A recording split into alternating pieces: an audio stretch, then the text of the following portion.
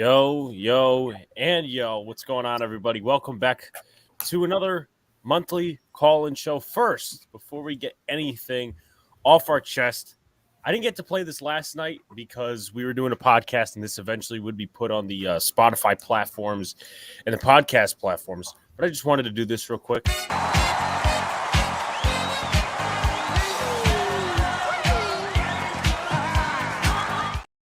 Ever since like 500, I've been making those type of videos. But thank you guys for lifting us up to the 800 subscriber mark.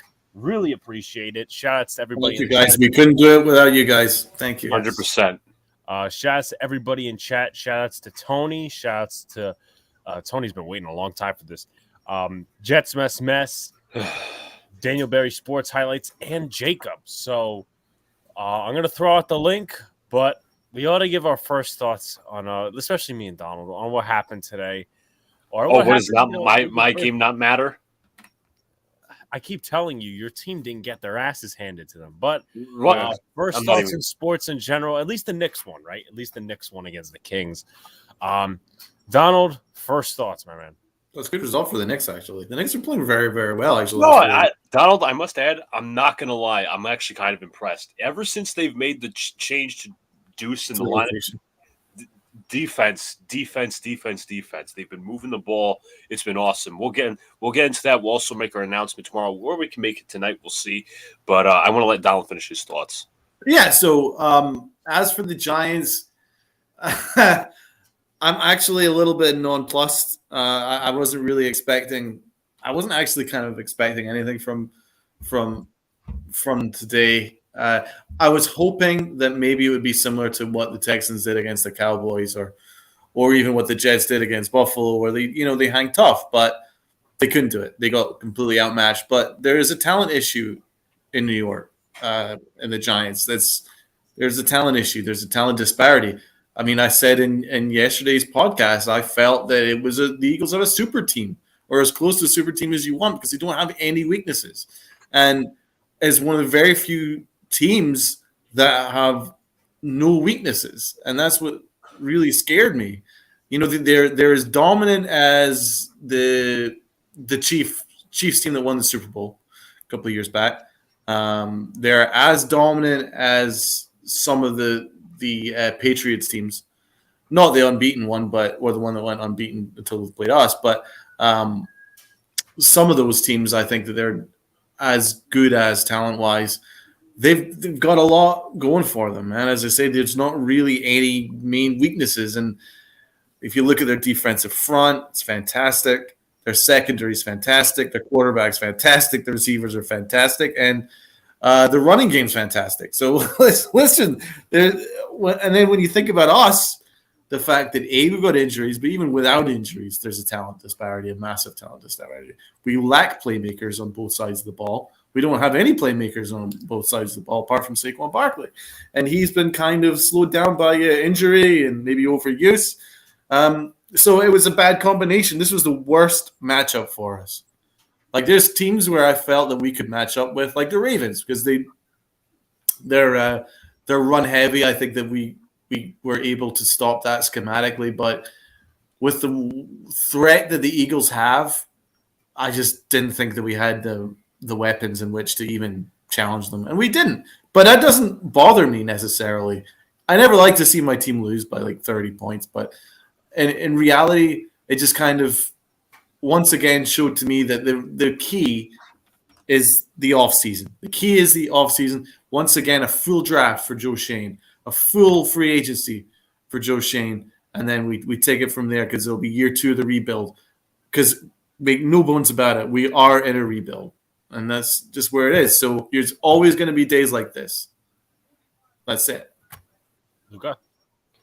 Yeah, I'm pretty much lying in heartbreak right now. First of all, the Knicks one, congratulations. We'll get into the Knicks maybe tomorrow, and we'll make our announcement. But really good basketball they're playing right now. I think they've won 4 in a row. And it's been impressive wins. It's not like, they're playing crap teams. The Kings were one of the best offenses in the NBA, and they just clamped them down. So you got to give them credit there. As for my football team, this team continues to play with my emotions, heartbreak, whatever you want to call it. But I got to say, Mike White is a tough son of a bitch. Hit after hit after hit after hit. He's getting clocked back there by Buffalo. And this guy is still just standing in there making awesome throws.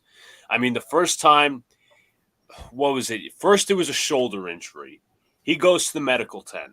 Second time, it was a hit to the ribs. The guy comes back out, and he just absolutely tries his hardest to make downfield throws with what he has. And I got to give him a ton of credit, man. And I know Robert Saleh said next week, undoubtedly, he will be the starter. So that calms down the Zach hype or whatever. Hopefully, Mike White is like close to healthy.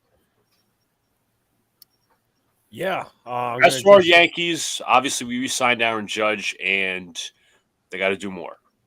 Yeah, we haven't done shit after that. We haven't even talked Yankees. So hopefully, no.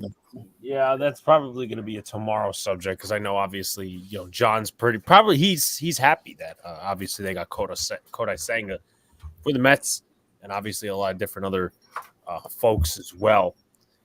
Zach might have to play next week. Mike got cooked a few times today. They said he came. They sent him to the hospital precautionary wise, but they said he came out okay, so he's going to start next week. What a baller! I mean, also, what was I going to say? The offensive line's got to be better, but that's credit to White, man. I mean, I have a lot of respect for the fact that he kept coming back. I don't want to be first, so I'm going to be waiting to be in the waiting room.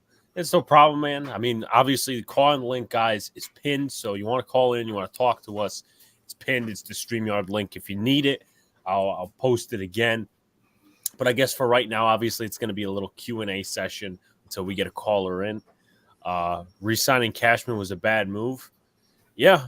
We signed Tommy Kahnle, we signed Aaron Judge and Rizzo, and obviously we haven't done much else, which is getting a little irritating. Not going to lie to you, but it's going to be interesting to see what happens with this whole Rodon stuff. Does he remind you of Eli? Yes. In the beatdowns, not that he's literally Eli Manning, but he has the toughness. The toughness, not the stature and the obviously accolades. He's not as good as Eli Manning, Alex. I was very concerned there. Okay. Obviously not. I'm not that emotionally tied to him, but he's stuck in there and he took a lot of hits. I mean, I guess Buffalo's game was let's knock out the quarterback, but okay. Well, I mean, Luca, you're the divisional rival. I mean, that shouldn't be expected. I don't give a fuck. You shouldn't. Like, why would you go for so? I don't know. Like, I don't want to be this fan where they say they went for White because White was absolute shit against them last year, and White was starting to make some throws, and then they started taking shots at him. But I don't know. I don't want to get there, but I think also Matt Milano's a dirty player. But okay. Let's see. White took a beat down today. Yeah, guys. I'm so scared that we might actually draft a quarterback to replace Daniel Jones. So be prepared if they draft. It's gonna be a project. Richardson. I mean, why be scared? I don't understand. I don't think you should be scared. I'm so I can't say. Maybe nonplussed is the word, but at this point, I'm just expecting change all over, and Tua almost just threw a pick, because like even with Barkley, man. Whether it's injuries, he's just less efficient. Jones, I mean, whether you talk about him as, he played decent today or whatever argument you want to make, I mean, it's just going to be a totally different story next year. I don't want to say the first half was a mirage, but, I mean, it's not really – if you think about it, like Brian Dable said, he kind of hinted at a Joe Judge quote without actually saying that momentum doesn't really exist, which it's a yes and a no. But the way he put it, I think it's yes, because yes, momentum exists, but at the same time, like we could go into Washington next week and win.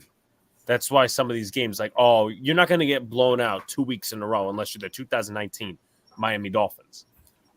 Daniel Jones is not the problem. I'm sick of these guys. He's not the problem.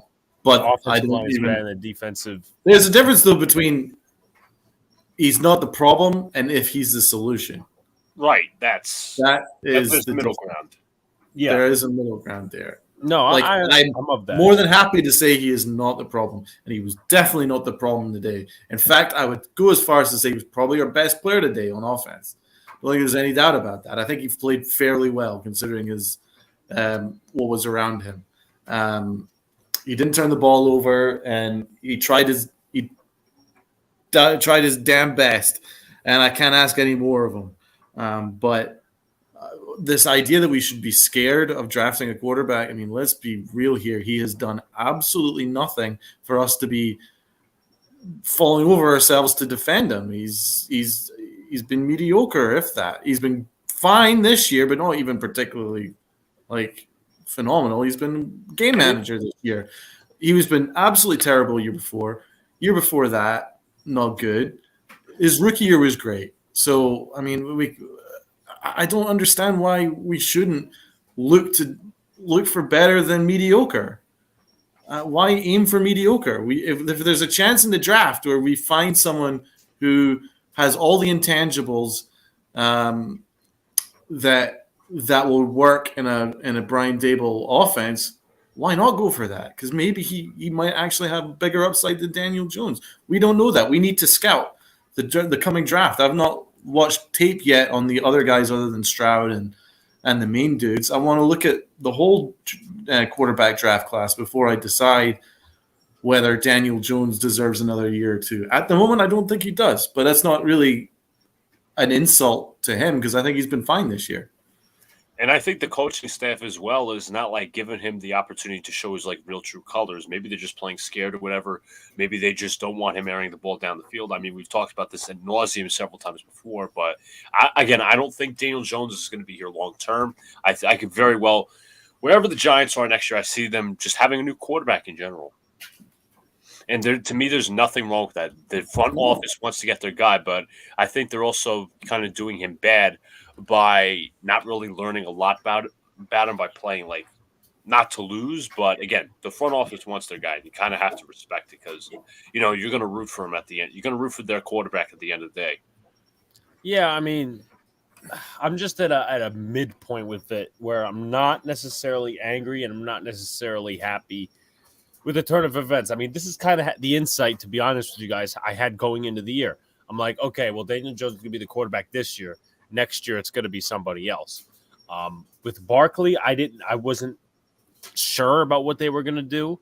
I'm still unsure as what they're going to do, and it's not really going in a great direction, especially these last few games. Not to say that it's 100% his fault, but at this stage in the game, I mean, not that I want to sit here and draft a quarterback, but at the same time, you can't be building on it's going to be 5 years he's going to be with the Giants. I mean, how many teams really hang on to that? And the NFL is moving at a faster pace. I mean, it's just a difficult situation. Time is against him. He is. He's already in year 5. We've turned down his 5th-year option, but next year's year 5. I mean, how much more do we need to see? Yeah, I mean, and sometimes you don't learn anything at all. Like, we haven't learned too much at all, more than we already know, which is kind of unfortunate because a lot of people were saying that he's going to take. Now, he has taken a leap in some intangibles. Yeah. At the same time, it's just not something that's going to put us over the top. And I'm being real and being honest. I'm not for DJ Homer. I'm not for, obviously fans can be positive. I'm not going to sit here and smack that. But also, like, you got people on Twitter making spaces today called Danny Jobless. Like, he was not the problem today. He was not. Well, that's the easy narrative. Let's be fair. You can have Justin Herbert out there and you would have the same result. Well, no, I mean, he does not have a good team around him. Now, I believe Justin Herbert's better, but at the same time, Daniel Jones doesn't have the good team around him. So I get why you would say that. I was also going to add. Shout out to Sox, Arizona, by the way. I was just going to add a point. Somebody said in the chat, why would we draft a quarterback when we have a ton of shit ton of needs to fill? That's like the same conversation Jet fans had when we were talking about, are we going to keep are we going to draft the quarterback? But if you have a really good general manager, and we have yet to see, Joe Shane's true colors, you can afford to lose Jones, draft the quarterback, and draft well in the mid rounds where you could get value. Again, that's where the real general managers come into place, and that's what Joe Douglas has done. You see a ton of contributing players from the mid rounds last year from the Zach Wilson draft. You don't have to trade back, and keep Jones. He hasn't, again, for me, he has not shown me a lot, and the coaching staff hasn't shown me a lot to the point where they are secure with keeping him. That's all I got to say. Also, sometimes it's just an element of kind of bad luck. Look at, for instance, the Jets drafted Sam Darnold, and they did such a poor job developing him that they never really got to see the best Sam Darnold. And then Darnold has now kind of jumped around, and then he occasionally has really good games like he did today. But we never got to really see the true Sam Darnold if he was developed the way that people envisaged he would be developed by the Jets. 100%. And so that's kind of the same here, where we've got a guy who has the raw intangibles, the raw ability, the raw skill set that gets people excited. But the Giants have certainly done nothing to help him because he's been in multiple schemes already. And obviously he's never really had great talent around him. But you can't just make huge business decisions based on, well, we've not really given him much of a chance. Let's just pay him this amount of money, X amount of money, and I'm sure it'll be better. You're disparaging the team if you do that. It's going to take. Plus, it's going to take. Let's be completely transparent. It's going to take a few years for him to actually It would. It's. I don't want to call Daniel Jones damaged goods, but he's almost like a reclamation project. If you really want to get the best out of him, he would be. I think that it's unfortunate for him that he's not been put in a position to succeed. But I'm not going to make a huge business decision based on not knowing. And what has he really shown us that justifies a new contract? Just look at his last couple of years' stats. They're non-existent. Nothing for us to get excited about. Really, they're just very average, mediocre. And that's fine. If you want mediocre, fine. But I think we can aim higher, and I think we should aim higher. Yeah, it's definitely an interesting situation. Of course, guys, the whole point of this live stream, call in. I see obviously a lot of chat movement. Would like to get a lot of movement, of course, in the call-in. So the link is pinned if anyone wants to come in and talk about this, because obviously we've created quite the discussion. I think Mara is going to let Joe Shane and Dable make the decision, as he should. If it's up to the Maras, he's not going anywhere. I think that'd be a disservice, to be honest with you. I think it'd be a disservice whether it goes to any player. Evan's point, CJ Stroud in this situation will not succeed, but we don't know that. We do not know that. You can't just say, Patrick Mahomes wouldn't succeed here. We don't know for sure, because there's a difference between difference-making quarterbacks and just run-of-the-mill game managers. And that's what Daniel Jones is, and that's not an insult, because there's plenty of teams that need a game manager. But we don't know what it'd be like to have a difference-making quarterback that can put a team on his back and maybe make something magical happen. Jones ain't that guy. That's okay. Not everyone is. All right? So I'm not trying to insult him. I'm just trying to make a point that we don't know if there's a difference maker in the draft yet outside of CJ Stroud and outside of maybe the main three. But that doesn't mean to say that doesn't exist, because Jones hasn't shown anything for us to be locked in on him. And Justin Herbert takes a sack. Yeah, I mean, I'm personally agreeing with Evan, but at the same time, I'm just kind of at that point where I'm see the rookies on. That's hard to compare, because the rookies are going to come in with a better situation, whether one likes it or not. Yeah, I mean, I don't. Now, obvious, it's just quite interesting. You can kind of what's the term? Speculate, but you can't, because some of the things are just unknown. CJ Stroud, all these different things, whatever. I don't think CJ Stroud would do well in this type of situation as a rookie, knowing the supporting cast, but at the same time, you'd rather see him suck because of the situation or sometimes go above it. Like the problem, in my personal opinion, I have with Daniel Jones is sometimes he rises above it and you see it really well. Hold on 1 second. I actually want to feed off real quick. Like some people are blaming, like, oh well, first of all, Daniel Jones doesn't have the talent around him, all this and that. Like they're blaming the Glowinski sign, they're blaming the Feliciano signing. Look at Joe Douglas. He had some bad signings his first year. Greg Van Roten was trash. He was the starting right guard for about 1.5 years, and he eventually got benched. The Jets cut him. Connor McGovern's been better. George Fant has been better. Again, we won't know Joe Shane's true colors until like next year and when he gets his guys. I'm not saying we should make it built in excuses for him, but it's true. And it's also the fact the Giants have been kind of handicapped when it comes to like assets.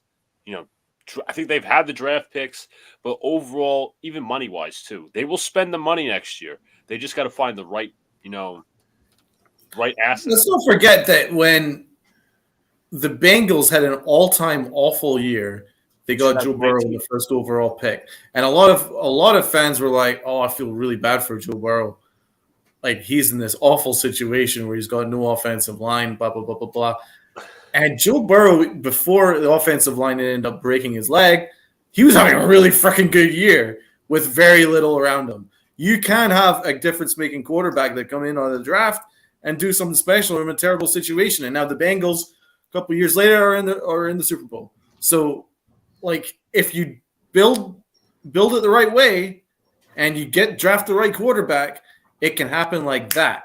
The Giants didn't draft the right quarterback because it's been 4 years and they haven't made the playoffs yet.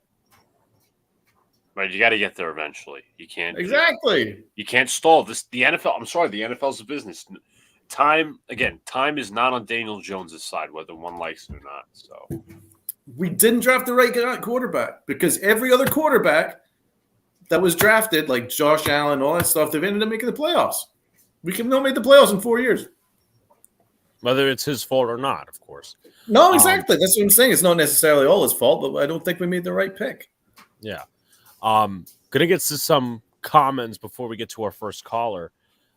Burrow will never play in another Super Bowl. Wow. I don't know. Come on, give me a friend. It's a terrible argument. I don't know about that. I don't know honestly. about that one, Stocks. I don't know if they're a Super Bowl contender this year. They're a playoff contender because they're trying to contend for the division. But Joe Burrow is he has skills that you just can't teach. He's awesome. All right, let me go back to his rookie year for a sec. So he didn't have Jamar Chase. His offensive line obviously was terrible. Trying to think off the top of my head. He obviously had Tyler Boyd, and T. Higgins was drafted in 20 or 19. He was drafted in one of those drafts. That's what I know. So he had him either way. Look at that offensive line. I'll get it to you guys. Burrow will be in another Super Bowl, Tony says. He had Tyler Boyd, A.J. Green. T. Higgins was a rookie, and he really had no tight ends. I mean, he had Uzama, but he got injured. So I'm going to look up the Bengals depth chart that season.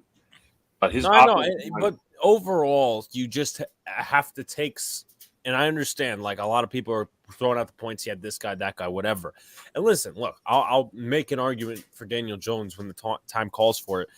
But Joe Burrow just has more intangibles. He has the talent.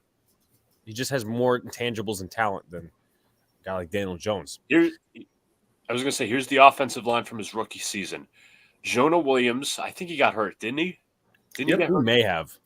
Jonah Williams, whoever we could say left tackle, Michael Jordan, Trey Hopkins, Alex Redmond, Bobby Hart. Bobby Hart. So you take you dive failed giant tackle. Bobby Hart. You dive that down, right? And being completely transparent, that's one starter on the O-line right now. That's Jonah Williams. That's it. And wait, hold on. I'm trying to think of something. No. And he was coming off a torn ACL in his first year in the NFL, 2020. Yep. So, yeah, I mean, killed is kind of an understatement. They got mutilated. They got obliterated. They got a lot of different things. Look at the running back alone. He was out for 2 years. In terms of Barkley, yeah, but listen, as I said, it's a time argument and it's an intangibles argument when you go into both sides. If we had a better supporting cast, Donald, then your argument is right. But Stroud would be coming in. I hate to be this guy, but ifs and buts were candies and nuts, it would be Christmas. Mm-hmm. Would be coming in the exactly. I don't go by Fs. Like I don't know what Stroud is like yet. I need to see him. We don't know anything about Stroud. But all I'm saying is you can't just automatically discount any rookie coming in that can make a difference. That's a foolhardy argument because we don't know yet. So let's look into that.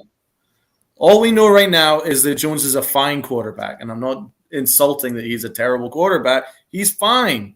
He did his best tonight, and I'm one of those guys who, although I'm not a fan of his, I have to be honest and say he's done fine this year. He's not been the problem at all this year, but I'm looking for the solution. I'm not necessarily believing he's the solution. Right. But to finish up his comment, if we had a better supporting cast, Dan Jones, your argument is right, would be coming in the worst offensive line situation. You could have no receivers and glaring holes in the O-line. I mean, as I said, ifs and buts, I do, but I don't play that game.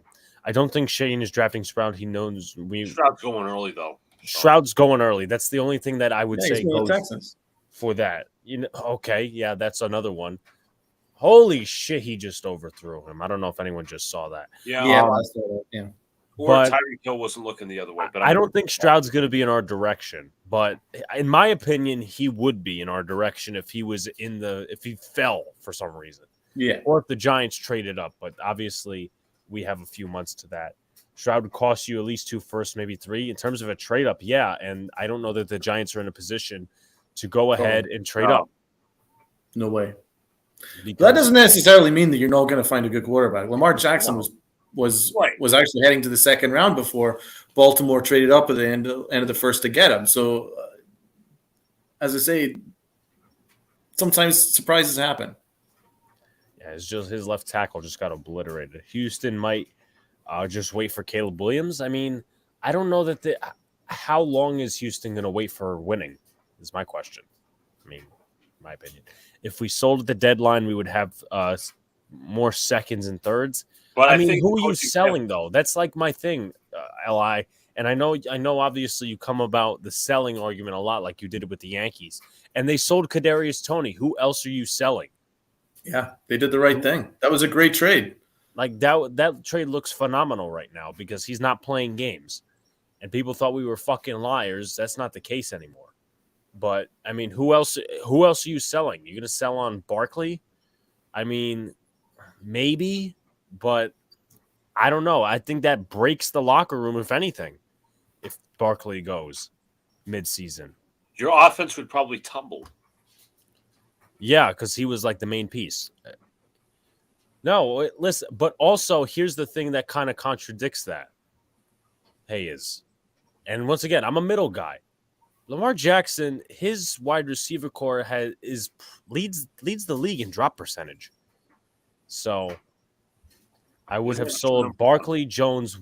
I'm not selling Dexter Lawrence. Come on, LI. Come on. Let's not. And you're not selling Leonard Williams with that contract. You're just not doing that. It's just not happening. You are not. Saquon, on the other hand, I don't think he'll be here next year unless he agrees to a tag. Right now, I mean, I wouldn't have a problem if both departed, to be honest with you. That's just where I am. I'm in the point of realization. But I'm going to try to put my volume up and see if this fucking laundry is done. We'll welcome out our first caller. Was Alex leaving for a short bit? Yeah, I unfortunately have to root for my divisional rival today, the fucking Miami Dolphins, because we decided to drop both road games that I'm not happy about, but that's besides the point. I don't think Barkley will be here, Hayes says. We'll see. Dexter, your option was picked up, Jacob. Jacob also says Lawrence is a Pro Bowler this year. Most likely, what are you smoking? I wouldn't have sold on Lawrence. I'm sorry, I wouldn't have. But Lawrence is awesome. Yeah, exactly. Who's it that we were supposed to be trading? Yeah, I mean, the only one was Tony. Like we did the job there. We were if we started trading off our assets, we'd been pissed because what were we? We were at the point where the trade deadline, week 8, we were doing great. All the fans would have gone nuts if we started trading away our best players. We're like, we can make the playoffs, blah, blah, blah, blah, blah. Like, what's Shane supposed to do? If you trade Lawrence, you can get a whole. Okay, I understand, Li, that now obviously I'm encouraging you to jump on, even though we got 2 callers ahead of you, Li, and actually debate with us on this, because obviously I like having a discussion. But at the same time, do you know how bad the Giants' run defense would be? Do you know the Giants would probably be 30 Damian seconds Pierce would have sacks? probably carried the Texans to It's a win. not like Dexter Lawrence is like Fletcher Cox and he's 31 years old. Dexter Lawrence is in his prime. This is his best career year. Now, obviously, I don't know if he'll get better or worse because contract years tend to be a point where players go down in their stock, sometimes up. But I don't know, man. I'm sorry. I'm just not trading Dexter Lawrence. Giants D was not good today. Pepsi-esque. You know what, Sox? This is the same guy who says Dr. Pepper's the best. So I think, you know, and how's had them Red Sox doing exactly? You know, made one good sign. I extend Dexter. I think Dexter's awesome. Like, he does have cool. to say. He does have to say, but yeah. How about them Sox? Love was off a little. That was. I'm like, you got to be fucking kidding me. When that play happened, I screamed at my TV. I'm like, in my head, I'm like, game's over. Game's fucking over. And then also there was that other play where McLeod got toasted and roasted. But I'm going to switch the template here and welcome on Blue City Empire Sports. What is going on, man? What's good, guy? What's going on? Nothing What's much, going on, man. Doing it. Yeah. That game was. Let's say that game never, like Eli Manning would say. I don't remember that game. There's not enough alcohol to forget it. Yeah. You guys might gotta pray for me because I'm working tomorrow, and a lot of my coworkers are Eagles fans. Oof. Oh Jesus. Yeah. I'm not. So I'm just gonna be on for a little bit. So I just want to say this. Let's say we do keep Daniel Jones, keep Saquon Barkley. We somehow do keep his O-line, get some weapons for DJ, and then we draft Anthony Richardson maybe in the third round, or maybe in the first round, and he falls to us, and we still keep Daniel Jones. And I know this might happen if Daniel Jones have a bad game in week 1. And I'm not gonna say, and I know us Giant fans would say this because we did the same thing when we draft Daniel Jones. They're going to say put Anthony Richardson on the field if Daniel Jones have a bad game in week 1, and it would be a problem all over again. Do you guys agree or no? So I'll start first, and then I'll let Donald go, and I'll let Luca go. It would be an odd. Now, obviously, it's not the first time I've heard the analogy and the strategy of, okay, you know, you draft a quarterback wherever, and you have Jones start, and you like kind of do the Alex Smith thing. I think it'd be kind of odd because you're paying Tyrod Taylor $5 million. I mean, whether he looked good or not today is far from the point, but it's just you would have someone as a healthy scratch every game, and it means it's meaningful either way because it's either that's a great touchdown right there. It's either Anthony Richardson's inactive and watching from the bench, and you know obviously I don't think he's ready at the NFL level. Though the positive upside is okay, he's got talent and he could learn through the NFL system in an offense that's like so modern it's not even funny. But the thing is, it's meaningful for those inactives. It's where, okay, you make Tyrod inactive, you're paying him $5 million to sit on the bench, or Anthony Richardson, and, you know, he's going to need some practice. He's going to need some game time eventually. So it'd be weird if that happened. I mean, they would have to reallocate some money. I would just be interested to see what happens because my part of my reasons for not bringing back, and this is just like an insight of mine, maybe not keeping Daniel Jones, maybe not keeping Saquon Barkley, besides the whole thing of just, again, starting over, is how much money are you allocating to the both of them when you need linebackers, when you need, you'll probably, need another defensive lineman. You'll need O-line. And obviously that stuff's coming from the draft.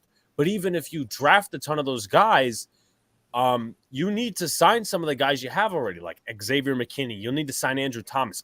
I've been very disappointed with him, by the way, last 2 weeks. And then some other guys like Dexter Lawrence, he needs to be re-signed. So it just depends how the front office wants to allocate that money. That I would say I'd give that like a 10% chance of happening. Donald, your thoughts? First of all, if you choose to bring back Daniel Jones, you're not going to go and then draft a guy in the first round or probably even in the second round. That wouldn't make sense. It's one or the other. Jones is young enough where he can develop. You're not going to do both things at once. It's a mixed narrative. So if the Giants decide to go in the direction of wanting to get a new quarterback, then they'll have to attack it in the first round, and they won't bring back Daniel Jones. They'd probably bring back either ask Tyrod Taylor to hold to maybe carry it for a week or two until their quarterback's ready. But that's not necessarily something that you want to do. As for Anthony Richardson, I'm a Gators fan, so I watched him this year. He completed. Let's go Gators! Yeah, exactly. Amen. But he only completed 53% of his passes, 17 touchdowns, 9 interceptions. I mean, I think he's got a lot of upside, but I don't think he's ready. He's not ready for the NFL right now. He's definitely not going to be ready. I think he needed – if I were Anthony Richardson, I would have chosen to stay in college one more year and get another full year of experience as a starting quarterback because he's still quite raw with that. So I'm not sure if I want to necessarily draft an Anthony Richardson because he only completes 53% of his passes. I would even say Daniel Jones is probably at the moment better than him. So I wouldn't necessarily go that direction. So long story short, if we chose to go the Daniel Jones route, then we'd probably extend him, 2 years with an opt-out. If we chose to move up to Daniel Jones, I think you'd probably look at a quarterback in the first round.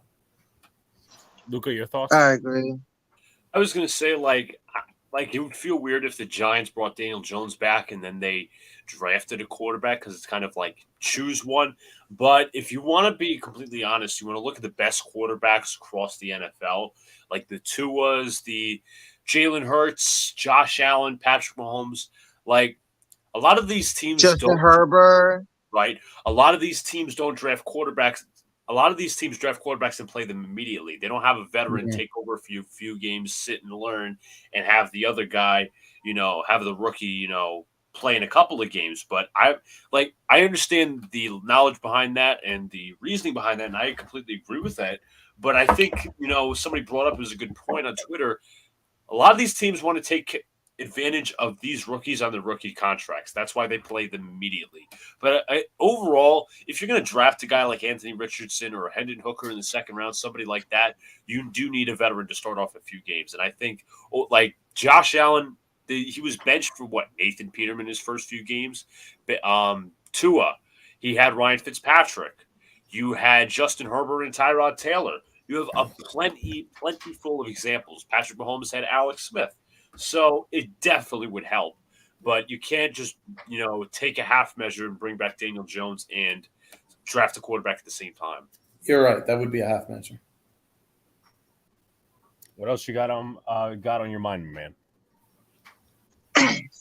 Well, for me, I know one thing. I was Daniel Jones. For me, I was Daniel Jones. If I took to the playoffs and we won the playoff, and I might not even, for me, I was a quarterback of the Giants, and I did all of this. I still got no help and stuff. Yes, we got to the playoffs by default, but we lost.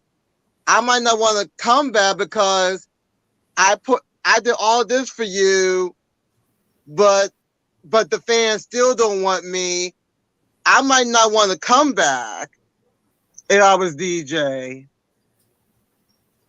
as far as that goes, I don't think that it would be. Now, obviously, those are your feelings, Blue City. I don't think if Daniel Jones didn't want to come back, I think it'd have to deal with his job and his money, because obviously there's going to be some stupid. Now, I'm not going to say they're stupid because it's Daniel Jones or whatever, but you're going to have some of these teams where they take a chance on reclamation projects, a la Carolina with Sam Darnold and Baker Mayfield.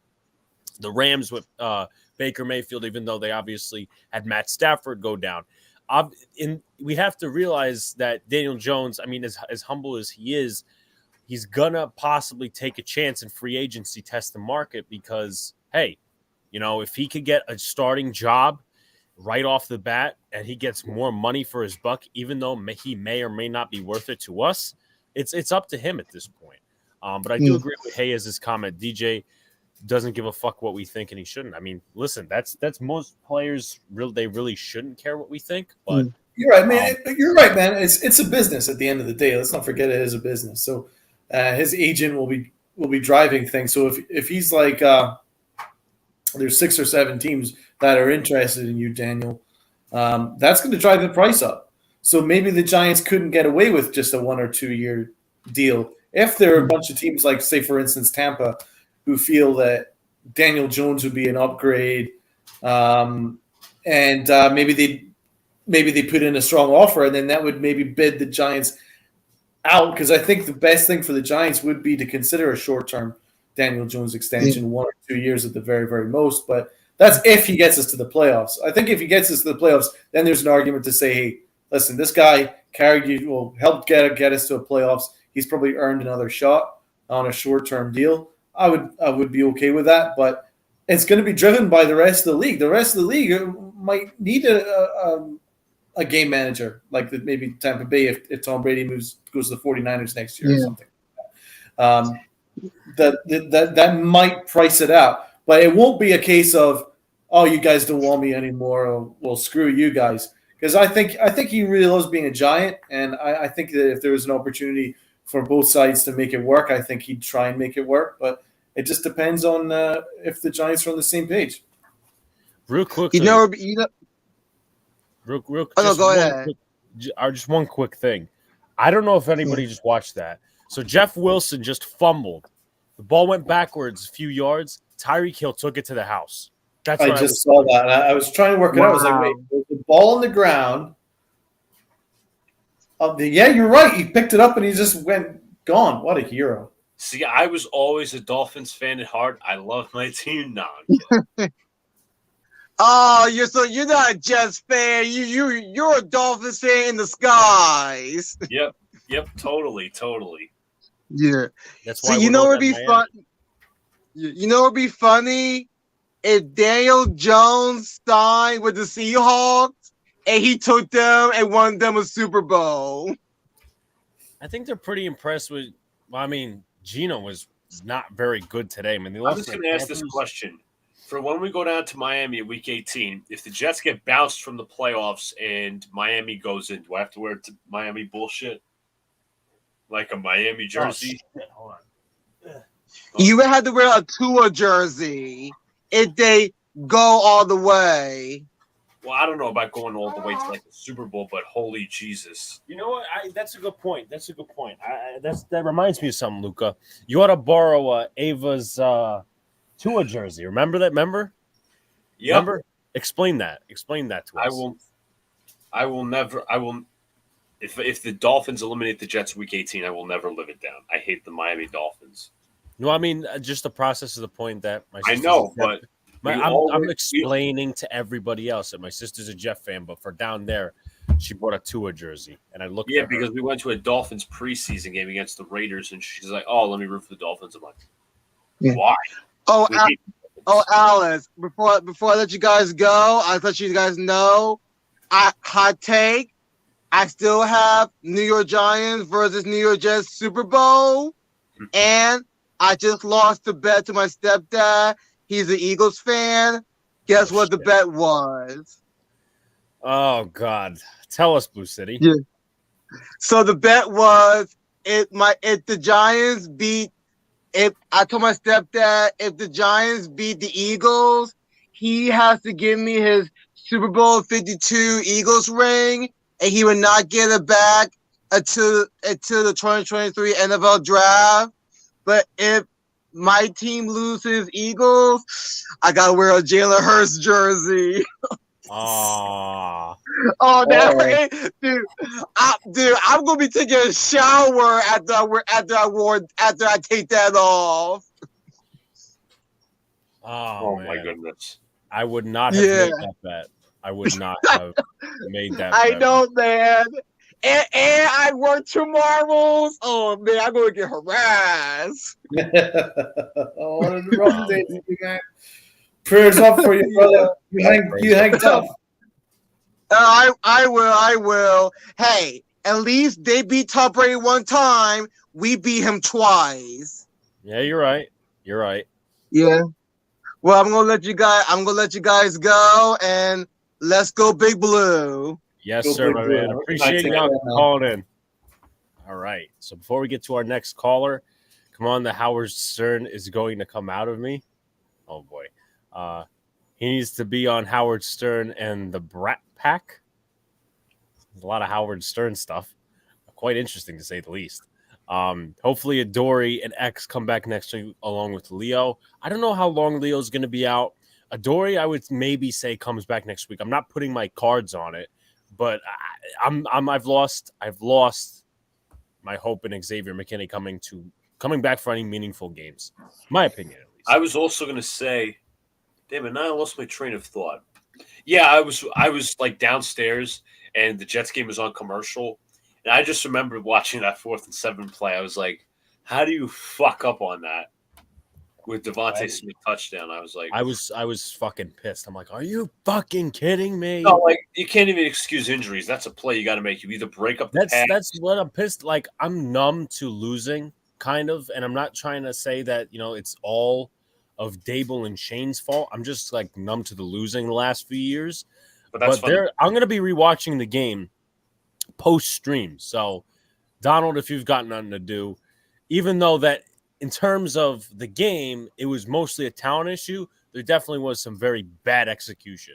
And just for the record, I'd like to say this.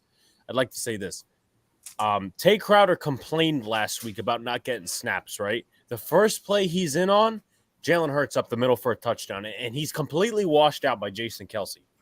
Mm-hmm. So, I mean, I'm just pissed, man, that Rodarius didn't play. I feel like he would have made a slight difference. Shout out to Jeffrey. I think the 49ers will go all the way to the Super Bowl. Imagine if Brock Purdy. That would be interesting, but he would have to be in full game manager mode. Yes, I did hear that. Who passed away? Paul Silas. Fuck. Yep, the I great. saw that. See the Celtic, the great coach. His son is obviously Steven Silas, the head coach of the Rockets. Yeah. Oh, that's a shame, man. Do we know how he died? Let's see. it Doesn't say. Yeah, it might be a little too early to because sometimes they don't post the cause of death for a few days. Cardiac arrest. Jesus Christmas. Justin Herbert's getting sacked all over the place. Evan says, Alex, you really want to watch that bullshit again? Well, listen, as to get a better gauge on the lack of execution besides, I've went through enough pain as a Giants fan. It's not going to hurt too much. If you look, Smith wasn't holding that well. If Love made a good hit, he would have fumbled it. He would have just knocked the ball out. He was playing for the ball and fucking you guys get the ball back. Yeah. I swear Big Blue is a Jets fan. He sounds just like one. How am I me being a Jets? Oh, he either means Big Blue or Blue City, but I'm not a Jets fan for the Blue record. City, I think.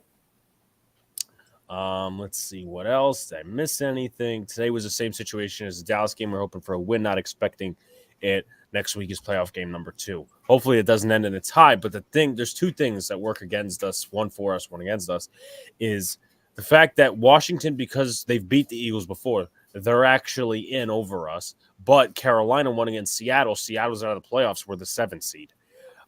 So, yeah, it was just a worse version of the Dallas game. We saw that. Hate the Cowboys so much. They literally get so lucky so many times.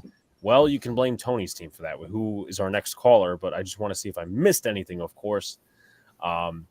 Let's see. I'll be calling in a bit after I get off work. No problem, my man. Always enjoy the conversation. But let me see if this laundry is done either way, and then we're going to hook up with Tony. Oh, my God. It's still not fucking finished. Of course. I just hate that I record in the same room as a fucking dryer. I mean, that's the story. And then on top of that, there's no hot water in the house right now. So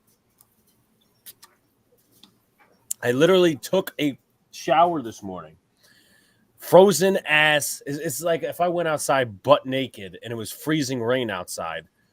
But I took a shower in cold water, and I'm like, you know what? This might be good if the Giants actually win today, but they didn't win today.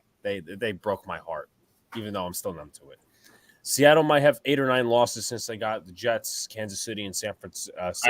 I hope we beat Seattle. I hope we beat. You know what? Either way, can you beat the Lions next week, please? Dude, I want to beat the fucking Lions. Beat the Lions. They have a bad defense. I will be happy if Mike White throws all over their defense. Same thing with the Jacksonville. Same thing with Seattle. Seattle is porous defense, but that Miami game is going to mean something. And I'm going to be fucking cautiously optimistic / nervous. Don't get in any fights, please. They don't want to bail your ass out of Miami-Dade County Police Jail. You need a better studio? Listen. I enjoy what I'm recording in, but at the same time, there's always upgrading in the future.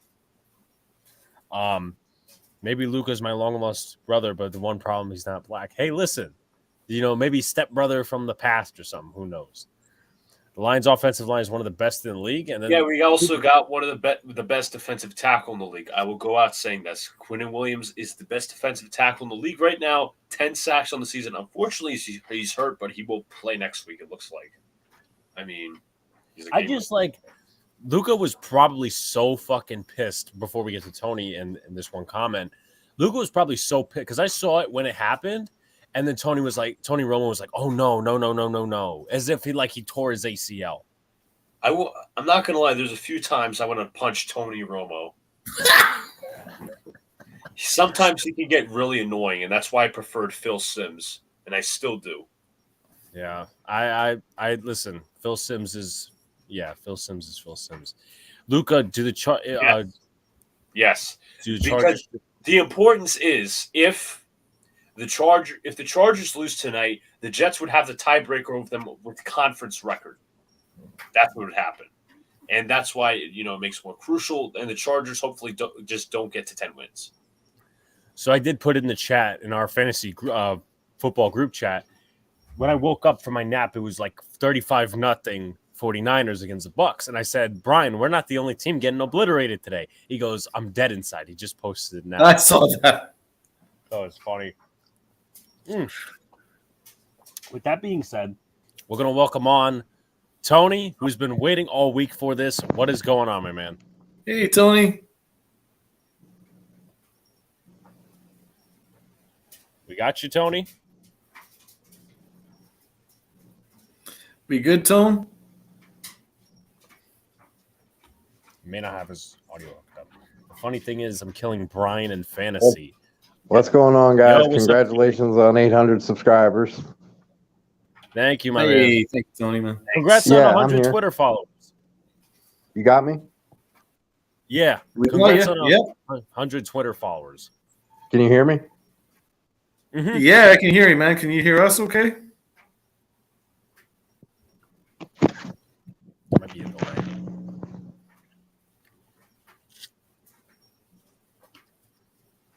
Can you hear us, man? Okay, so he's going to come back probably. I think there was a delay in the connection and stuff like that. Yeah, we'll still answer questions. Yeah, of course. Just keep sending them in. Obviously, the call-in link is there, so if you want to call in, talk about stuff. Is that Kadarius Tony? No, it's not Kadarius Tony because I'm pretty sure. I remember when I think it was against the Jaguars. Like I think there were certain Giants fans that were clowning the Kadarius Tony trade, and it just worked out. Well, they clowned it the first week he played when he got a touchdown. So, I mean, yeah, okay, you can play with the fucking screen. Yes. Well, if you're gonna play with the screen, at least switch it to this. But we'll wait for Tony and some callers. I don't care for Tony Romo either. I saw him play at Eastern Illinois. Crazy how many QBs Romo, Peyton, Garoppolo. Crazy Eastern Illinois. Yep, I remember watching his debut where he threw like 3 or 4 interceptions in his first game. It was against the Giants, wasn't it? Was it? Luca, do some research on that. Yeah. Tony Romo's debut. Knowing that he probably threw like 3 picks, we probably still didn't win that game. But let's see. The connection is really bad. I'll try again. And no problem, my man. Of course, until somebody gets in, we'll still keep answering these questions from the chat. That's what we do best. Evan's killing Brian in fantasy is already noted. Luca's killing me in fantasy this week. I think I'm beating top Rob. of the league. Yeah, let me check who I'm beating. I'm beating Rob. Am I expected to win? Last week, I think. Jesus, Rob. Oh my Lord. So he had Christian Watson on a bye. He didn't switch him out. He only got 45 points this week. Well, not much better. No one turned up for me this week. Yeah, so Joe Burrow, Zeke Elliott, Adam Thielen, Deebo Samuel, who's now injured, David Njoku, Jamal Williams, actually, Tyler Bass, and the Cowboys defense. And then I have Ramondre Stevenson tomorrow night. And Joe texted me, Killer Joe texted me earlier, and he's like, "Oh, what happened? Oh, you got the wrong Jones." I'm like, "Let's go Cardinals." They got 6 wins. I mean, then again, they'll have 7 if they win tomorrow. Let's go Fuck Cardinals. the Patriots. Tony Romo's debut was, I think, against the Texans. Actually, So would be fitting for today. But with that being said, we got you, Tony? What's up, guys? What up, Tony? What's going on? What up, man? Hey, man! Congratulations on 800 subscribers. Thank you so much.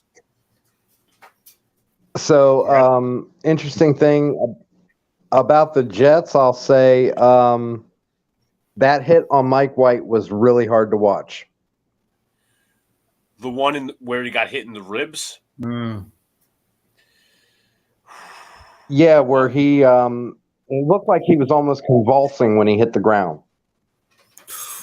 Yeah, that game, honest, like just me watching him get hit after hit, I felt bad. I felt so bad for him. I did, because he's such a warrior. Yeah, and the Giants game, I stopped watching at 21-0. I don't blame you. I cannot blame you. I started texting Alex when it was 21. Yeah, I started texting Alex when it was 21-0. But the excitement for me happened in the fourth quarter when they turned off the Giants game down here and put on the Texans game with 13 minutes left in the fourth quarter. Yeah, they switched it in some areas, but they didn't switch it. Oh, in the New Jersey, New York area, I know they didn't switch it because I started texting people like, yeah, we still have it. But I personally, I also wanted them to switch the goddamn the Bucks game too, because it was like 35-7. I'm like, I want to watch the Panthers game. I want to see what's going on. But no, we had to watch Tom Brady get sacked 100 fucking times. So that was my day. Have you guys ever seen a game? This was interesting to me about the Texans game. Was I've never seen it where they did one series with one quarterback, the next series with the other quarterback, and they kept going back and forth. They rotated quarterbacks during the game? The whole game. It was Daniel Jones. I mean, it was Davis Mills first. Then they brought in Jeff Driscoll. And they rotated quarterbacks the entire game. That never works. Well, it almost did today. That almost did today. That's true. It almost did today. Let's see. Yeah. What were they hoping to get out of that? Yeah, I mean, I'm looking at the stats right now. It's they barely got to 200 yards combined. But then again, I mean, they had a ton. They kept pushing the pile with Dameon Pierce. It seems. But I had never seen it like that, and Driscoll actually did a decent job.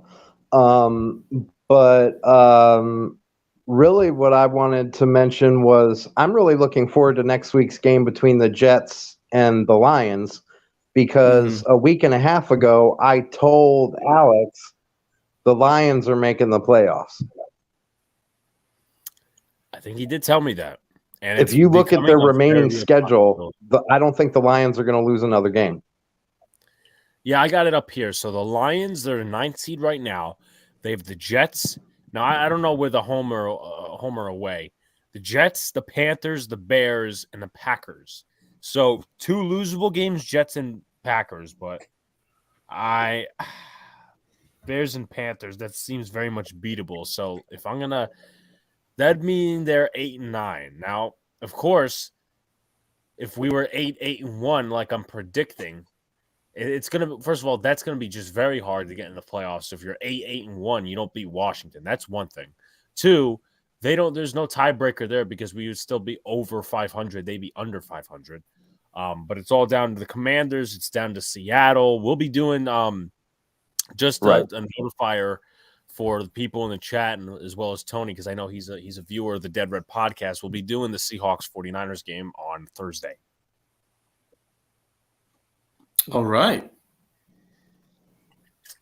Okay. Now the question I was going to ask. Yeah, go ahead. Oh, I was going to say, are we possibly streaming the Sunday night game between the Giants and Commanders? I'm going to say no to that. Normally, I would embrace it, but I don't know what to expect, and I'm just going to say. It looks like I'm actually streaming it with Rob. Yeah, so if you want your Giants Washington content, you turn over to Nerding Out Sports, link in description.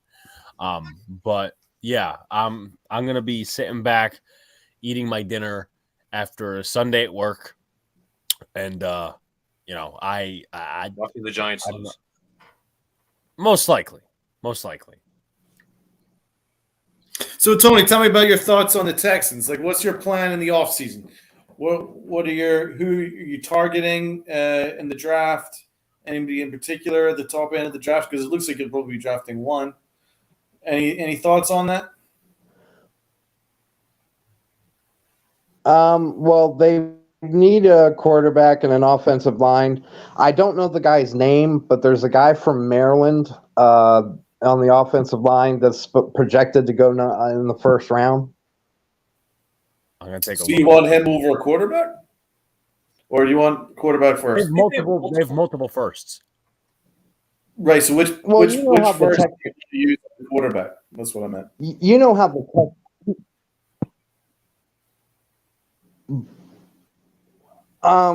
I'd be taking Stroud. Okay. Yeah, I like that. I think he's awesome. Is there another quarterback that you like, or is it Stroud that your favorite? But not really. Again, I don't really catch enough college football to make an assessment. I usually only pay attention after the season. I got you. Anyone in free agency that you're thinking about? But I had a question for you. That's really difficult. I mean, I really don't know. I mean, I'd like to get a wide receiver, an established wide receiver. There's not a lot in free agency, though, because the Giants are in the same boat. I mean, I wouldn't mind Slayton. Yeah, I mean, he would be solid for y'all. Is the O-line the O-lineman you were mentioning now? I don't know if he's declared yet or whatnot. The O-lineman you were mentioning is his name Jalen Duncan from Maryland? Yeah, that's him. That's him. Okay. Rich Ritchie. To switch gears. Evan's asking, do the Texans have a lot of cap space? Good question. Yeah, they do. That would make I think they do. I'll look it up. But yeah, but to switch gears a little bit, I wanted to ask you, as Yankee Nation, are you in panic mode yet? For what? Yeah, that's a good question. For what?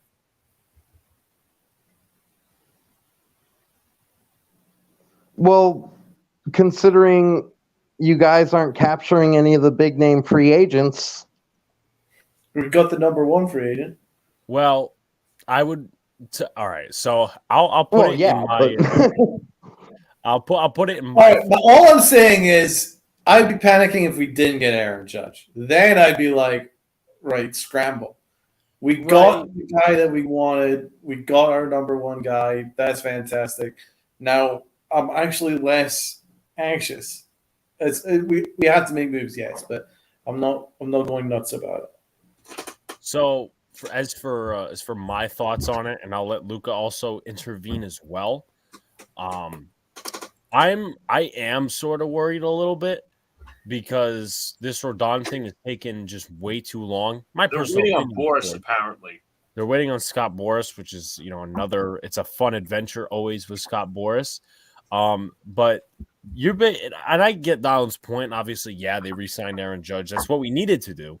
But at the same time, it can't be your off season just signing Judge. Yeah, you need to go out and make moves. You need to go and improve this team. And if Hal Steinbrenner's vision was improving this team by signing Judge and Tommy Kahnle, then I don't know why he is the owner of the New York Yankees. I still don't know why he's the owner. Well, it's more of Cashman's vision too.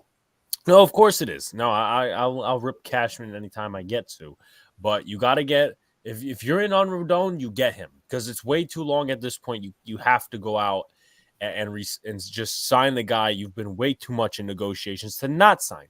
As for other ways you got to move around, I mean, you got to go ahead and trade some of these bad contracts because you're not keeping that on the roster. And then what if that quote unquote keeps you from signing Rodon or Correa or any of these guys? You need to make a decision in left field too. They have yet to do that. I don't want Oswaldo Cabrera playing every day in left field because he is a better Marwin Gonzalez. I think he's a DJ LeMahieu type where he could play multiple positions, and all of a sudden, let's say, somebody gets injured, you're fucked. So that's just my insight on that. We're all Yankee fans except for Tony. Tony is an Orioles fan. To answer your question, I believe the Texans have $43 million in 2023 projected. According to the website I was looking at, which is spotrack.com, NFL Cap. It says the Giants have 53, Houston 43. And of course, you market, you take a. Could be more though if they do something with Larry Tunsil. Yeah, cutting guys and all these different things. Question for Tony, of course. I know we've been talking about it. What are your thoughts on possibly the Orioles getting Corbin Burnes? I mean, how confident are you in your system, guys, and them just not getting any bats this far? I've given up on them trying to get bats. I do know that they're trying to get pitching. And Orioles Twitter has made their ideas clear as to why the Orioles aren't going after hitting. And a lot of Orioles Twitter is predicting it's because they are going to make a serious run at bringing Manny Machado back when he declares next year. Okay. I mean, that's...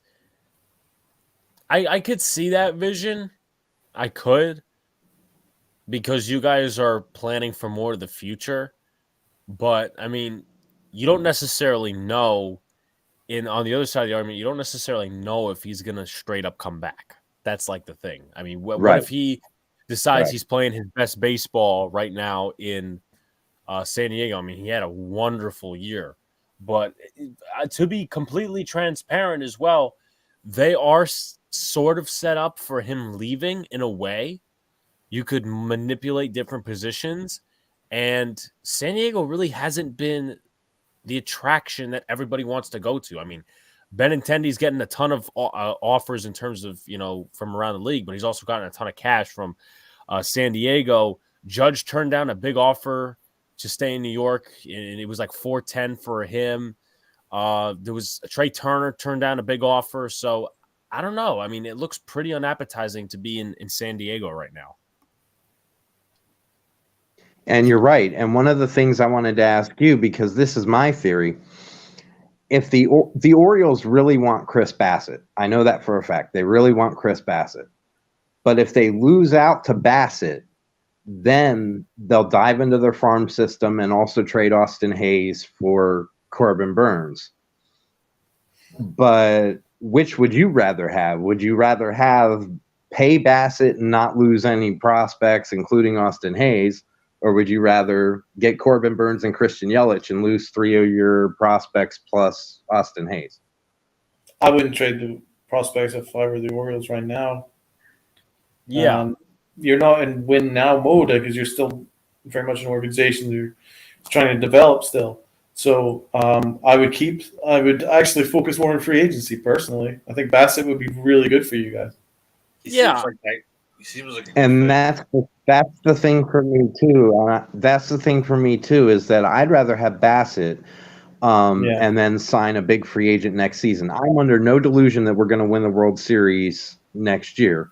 However, I don't even think we're going to make the playoffs, but I think we're going to have almost the exact same year, 83, 84 wins. Okay. I want to go through a couple comments, also answer Tony's question. Jacob says, are you streaming Sunday night next week? It's going to be on Nerding Out Sports.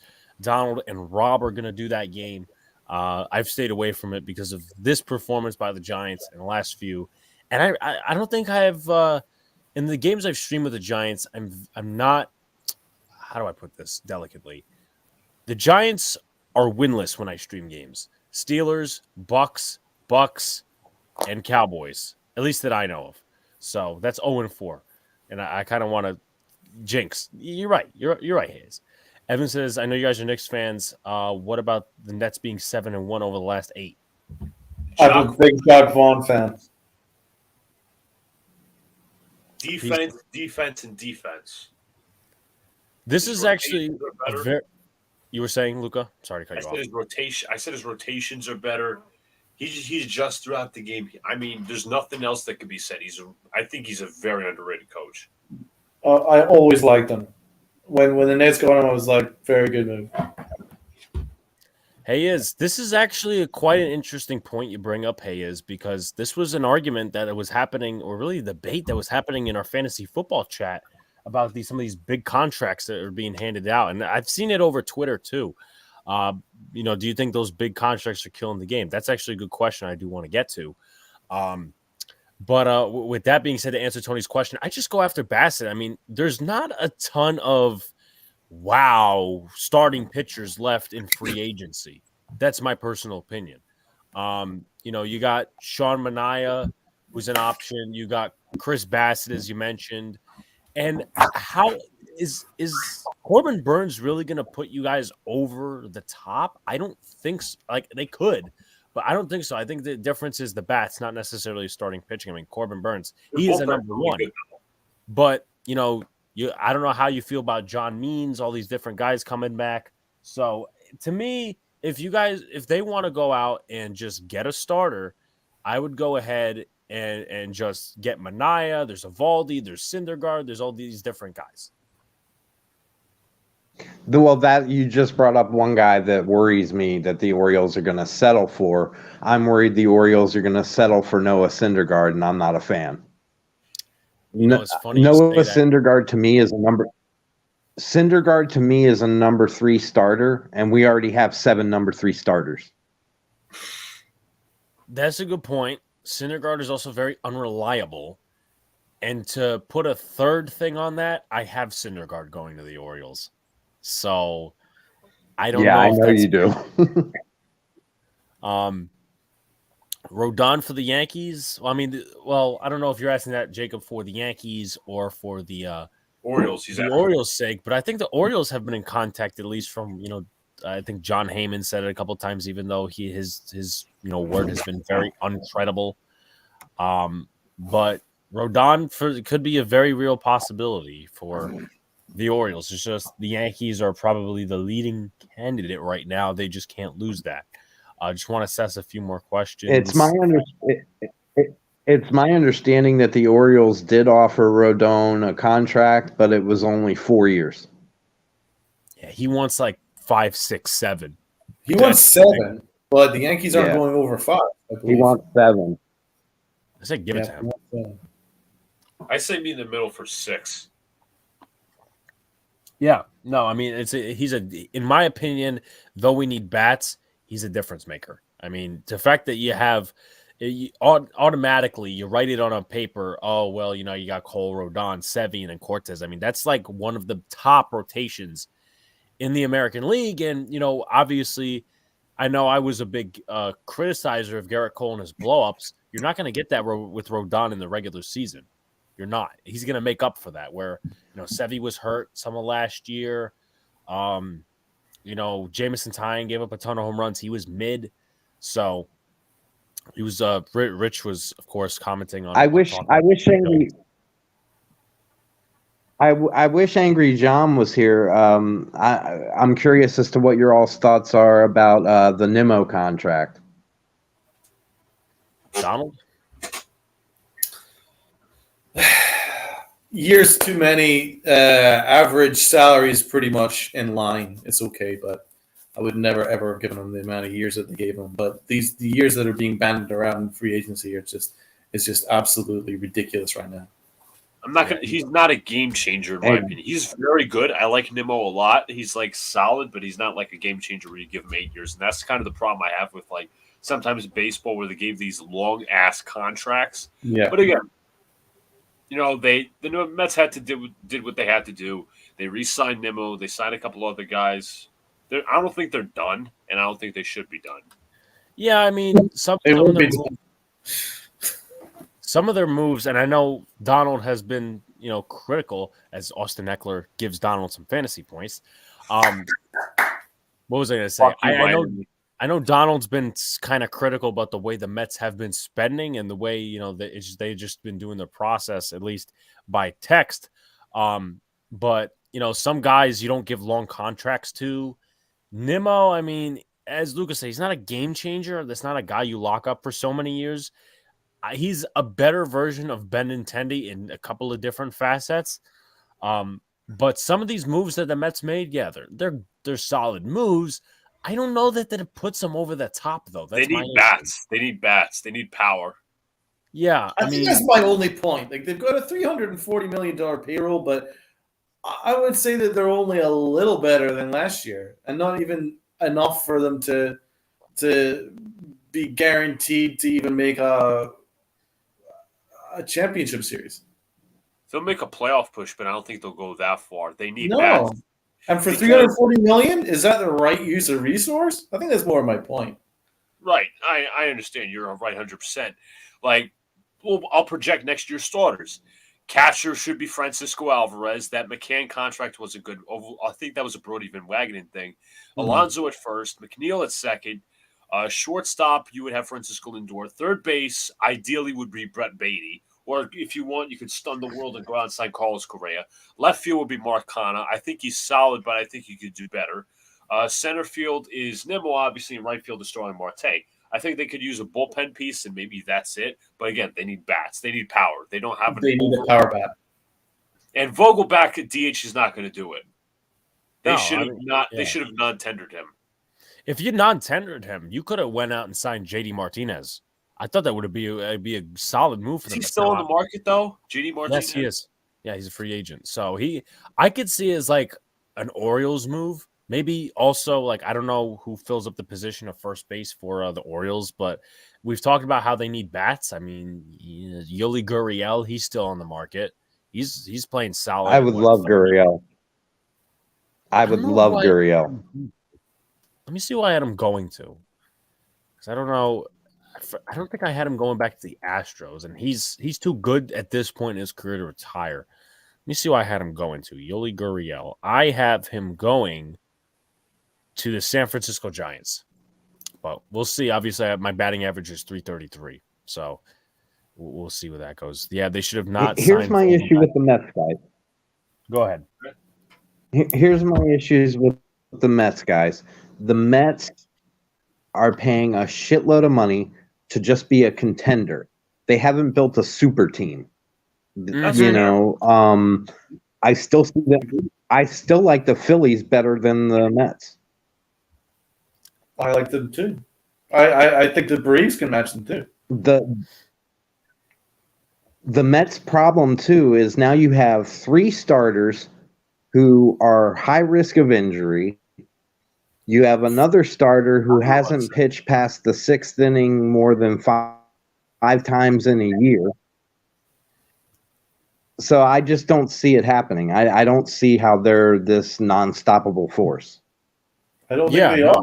They're two starting. Their 2 aces are like almost 40. Right. And being paid like $40 million each. I mean, I'm sorry. I'm just thinking if I was a Yankee fan, and I would be looking at that going, I'd be very freaking worried right now if we had $43 million invested in Verlander. I just think that they're overpaying. Well, yeah. I'm going to be honest, Al. That's not really I don't care about that. If the Mets fall flat on their face with this payroll, that's on them. I don't care. No, we're just making the point of the argument. Because I actually have the list of all their salaries here. So the 2 top players, top players being paid is obviously Scherzer and Verlander, 43.3. And here's the thing, though. Tony brings up a good point about the contender crap. Scherzer and Verlander have been known in the league as enough years in their time. They're not good in the playoffs. That's why I disagree with Met fans. Oh, it's a great move. He does it he's an upgrade over Jacob deGrom in the regular season. But deGrom pitched well when he pitched in the playoffs. He had the solid game, as John brought up, and we were having a debate last Monday. It just doesn't move the needle for me. And to me as well, Edwin Diaz I think he was playing for more of a contract, my personal opinion. That's why he was really good last year. And he still kind of has that semi-choke factor. You sign David Robertson. Okay, that's a setup guy who can close if, Edwin Diaz needs a day off or two. Brooks Raley, who they selected in the Rule 5, who's solid, he had a good year last year. But other than that, I just need to see more bullpen moves. Seth Lugo's a free agent. You need to replace him. So I just don't see this Mets team as going over the top. Me neither. I've got a cheap designated hitter for the Mets. As an option. How about Nelson Cruz? I think he's too old. I don't know that he had the greatest of years last, and he was in the division, so they would know him best. 2022, he hit 234, 10 home runs, 64 RBIs, 119 strikeouts. In my personal opinion, that's not worth signing. Now, it could be a Mets move. What was his OPS? His OPS was 651. No, that's not great. I think he's declining. Alex really was actually a trade, and Evan says he'll see us tomorrow night. Peace, Evan. Take care, Evan. But no, it just doesn't move the needle for me. It just doesn't move the needle. Yeah. Well, I shut off the machine haze. So should we answer that question in general, whether the contracts are too crazy? What's your thoughts? Let's start with Luca. I'll start off with the Nimmo contract. I think the salary fits. $18 million is not bad. The years I think is a little too long. He's not really like a game changer, as I said. Verlander I like for the short term. It's just a question if he can stay healthy and if he can pitch in the playoffs. Same thing with Scherzer. Lindor obviously $34 million. That's a huge contract for him. 10 years. Quintana, I find a solid signing in the back of the rotation. I actually think that he got a better contract than Taijuan Walker did. I think the Phillies overpaid Taijuan Walker. What's his name? Sanga's a very good signing. Robertson's a good signing as well. But as I said, they need power bats. They need consistent power bats. That's it. Are you concerned about the Mets pricing other teams out of the market in free agency? I'm not. I'm not, and I said it. I don't think the whole small market theory that listen. I like when my league, well, when baseball or football or basketball, when the free agent pool is more competitive, it's a lot more fun, obviously. But I think this salary cap issue with owners spending big money and the small owners not doing much. I think that's not that's been an issue long before Steve Cohen, because in 1995, well, 94, the players didn't want a salary cap. And that's one of the reasons why the league kind of went to a full stop. And right now, with these bevy of contracts, these players earning like $41 million a year. And it's almost, I don't want to say it's almost impossible, but it kind of feels like it is. How can these players earn a very good amount of money, like $41 million, like the Verlanders, the Scherzers, and how could there be a salary cap? It's just the truth. Let's ask Tony. Okay, well, my thought process here is, and this is something I brought up with Alex last week. I did some research. My problem with the big-ass contracts are, in terms of the length, is only 2.5% of all major leaguers play past their 38th birthday. Wow. Interesting. And in my eyes, Aaron Judge is the only person I see playing at 40 years old. Trey Turner is not going to be playing when he's 40 years old. Mm-hmm. I see. That's a great point. And that's my problem is you're paying all this money for a guy who's possibly going to be done at 36, 37 years old. Yeah. I mean, the MLB has shot themselves in the foot on multiple occasions, and it's just sad to see. It's not even just, contracts and whatever, but like they put themselves in this own mess. And I can't say, last year, I don't think Tony didn't follow me yet, because our Dead Red first episode was actually the day that it was the day baseball came back. But I was very much in the middle. I wasn't sitting here being a casual blaming the fucking I wasn't sitting here being casual blaming the fucking owners. Like, the players are the ones that are sitting here back in 1994 when people weren't watching baseball back then, or whatever the fucking case was for multiple guys. They didn't want a salary cap. So why we're in this situation of the salary threshold and this, that, and the other thing. And that's why MLB has this straight up imbalance of, oh, the Dodgers are making the playoffs every year. The Yankees are making the playoffs every year. It's this team, that team. And I'm not going to sit here and defend cheap owners. I think it's bullshit. I don't think the Anaheim, Artie Moreno, I don't think he has an excuse not to spend, even though obviously the Ohtani contract is a thing. They probably have Mike Trout locked down for a few years, but they've just shot themselves in the foot on multiple occasions. And it's pretty sad. Now, as far as the contracts thing in specific, you have to be wise with it. You have to be wise with it in certain scenarios, because I do agree with Tony. I think Judge is going to play past the age 38, maybe into his 40s. Giancarlo Stanton is not. Bryce Harper, maybe. Machado, I would give slightly a better chance. Trey Turner, no. So the thing you have to incorporate with age is, are we fit to win a championship in their prime?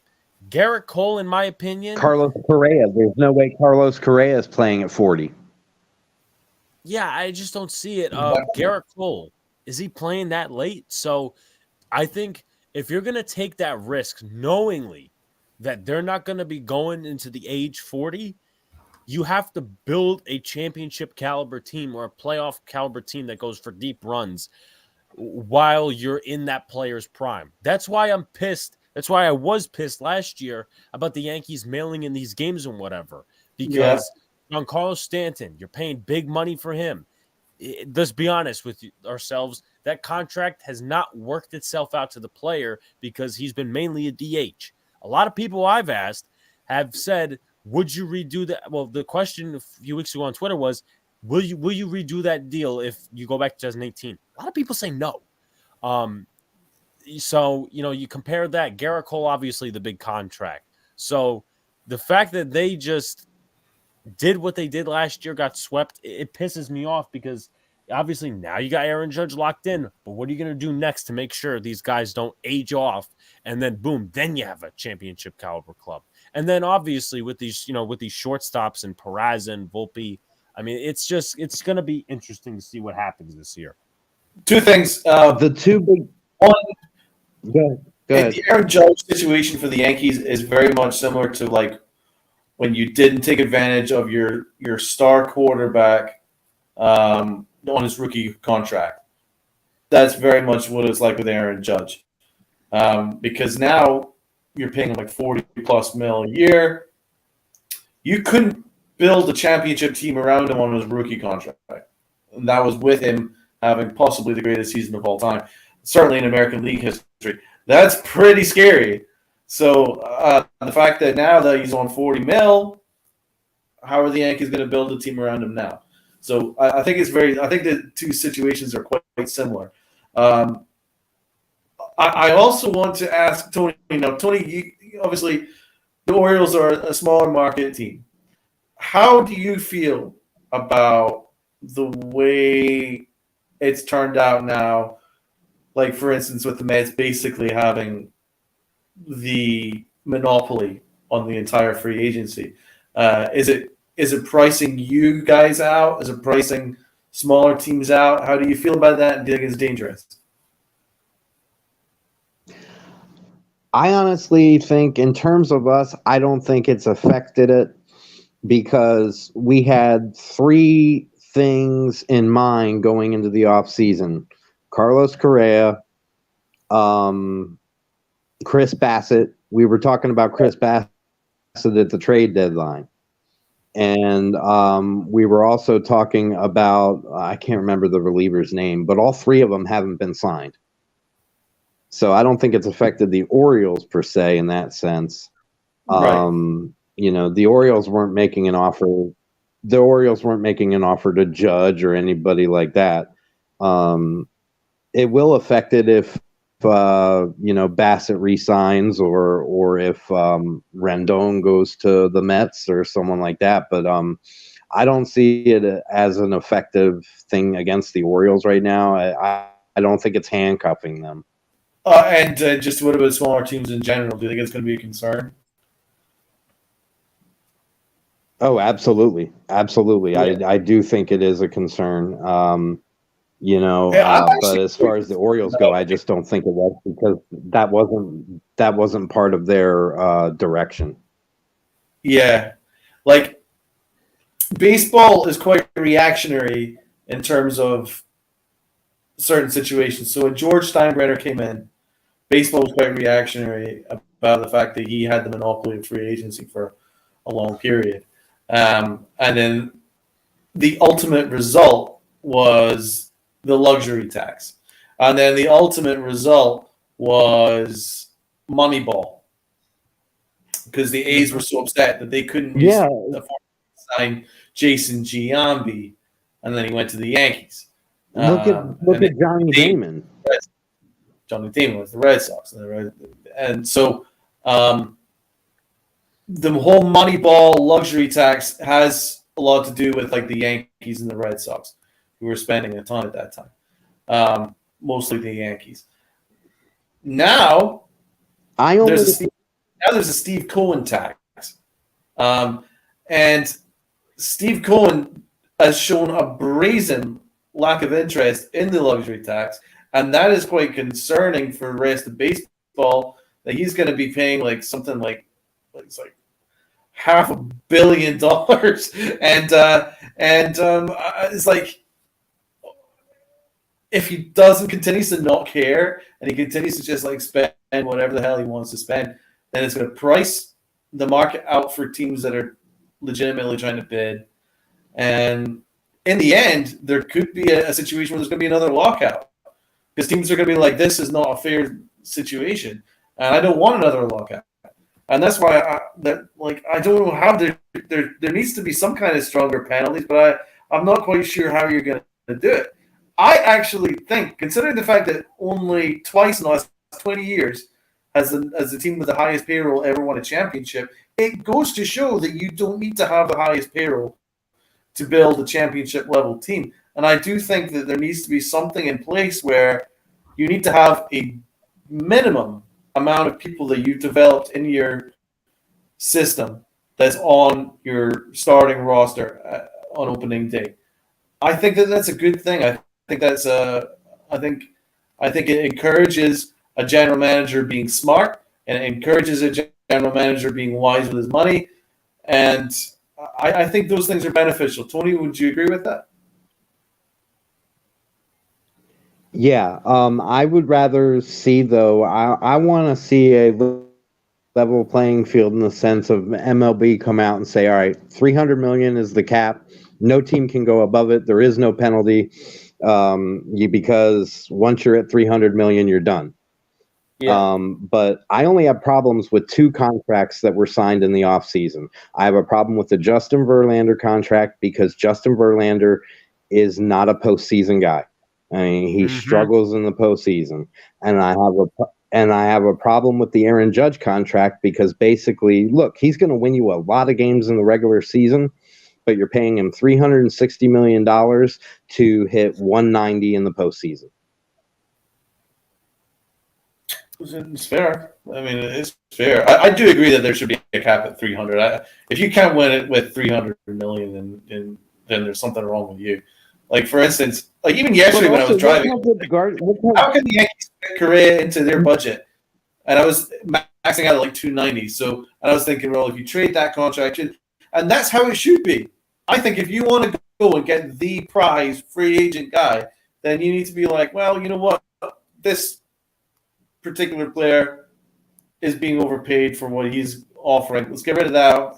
Then that frees up that salary to go and get this guy. And I think it should be a situation like that. But the Mets can literally just go, you know what, I kind of fancy Correa. Like, here's $400 million. You're coming over here. Like, they can literally do it because Cohen does not care. And credit to them, but it just feels. Orioles Twitter brought up an excellent point about the payroll thing. The Orioles could sign Rodon and Correa and still be in the bottom 10 of payroll. Wow. That's a good point. Jacob, Donald, Cohen can spend all he wants. I won't respect him until he wins a chip. Yeah.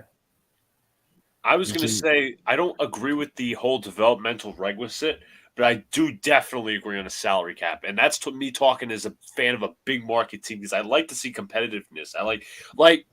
I compare this to kind of like the NBA. Like, everybody wants to, like, Golden State Celtics was a pretty, big matchup last year for the NBA, the NBA Finals. Like, sometimes you just like to see that kind of underdog win. Like, you had the Bucks and Suns play about 2 years ago. Those two are small market teams. I know it's not so big in the NBA because you have small markets like the Bucks have their own stars like Giannis. You have the Suns have their stars like Chris Paul and Devin Booker. So it's obviously not like MLB has the furthest gap between a small market and a big market team. The NFL doesn't have that. The NBA does not have that. And I will die on this hill. This was a problem for Steve Cohen, and I still think a salary cap should be fit in, but I think those days are long gone in my eyes because players want to get paid umpteen millions of dollars. Yeah, Jacob says he can spend all he wants. Question for the panel then. Go ahead, Tony. Question for the panel then. Okay, question for the panel. How about, would it help to realign the divisions? To be honest with you, I don't think that does a lot. Please put the Astros back in the National League. We might even make the World Series if that happens. That's the only benefit. That's all I can think of. I don't think realigning the divisions does a ton. Well, the reason I brought it up was, look at a team like the Guardians who are starting to be they're always competitive and they're always consistent, but they're in my eyes, the weakest division in baseball. Absolutely. They are. Both Centrals are not very good. Agree with that, for sure. As it stands right now, the Cardinals are going to run away with the National League Central. Yeah, spending like this. I mean, not that they're cheap or anything, but they're just they go in, they lose like a series and then they're fucking out. That's not quality content if you're an entertainment business like baseball is. I mean, sports is an entertainment business. It's also a business just generally overall. But Tony, any final thoughts? Just, thanks for having me. I'm still insistent that the Lions are going to make the playoffs. Jared Goff in the last 5 weeks, 11 touchdowns and 1 interception. Since St. Brown came back, he's been a beast. I love Amon-Ra St. Brown. As you guys know, he's my guy. All right, man. But thanks for having me, guys. Take care, Tony. Peace really out. Good, Tony. Good call, man. Just want to get to some comments before we get to our next caller. MH, what's going on, my man? Nerding Out Sports, what's going on? Be sure to subscribe. Link in the description to Nerding Out Sports. Rob says early 2000s when the Yankees started spending stupid amounts of money, they didn't win anything. So that's why I'm not worried about the Mets spending how much. That's why I'm not worried. Donald, easy. You trade Donaldson at 25 mil, Hicks at 10 mil, Gleyber Torres at 8 mil. Then you have money for both Rodon. Oh, no. Exactly. It was more of a rhetorical question.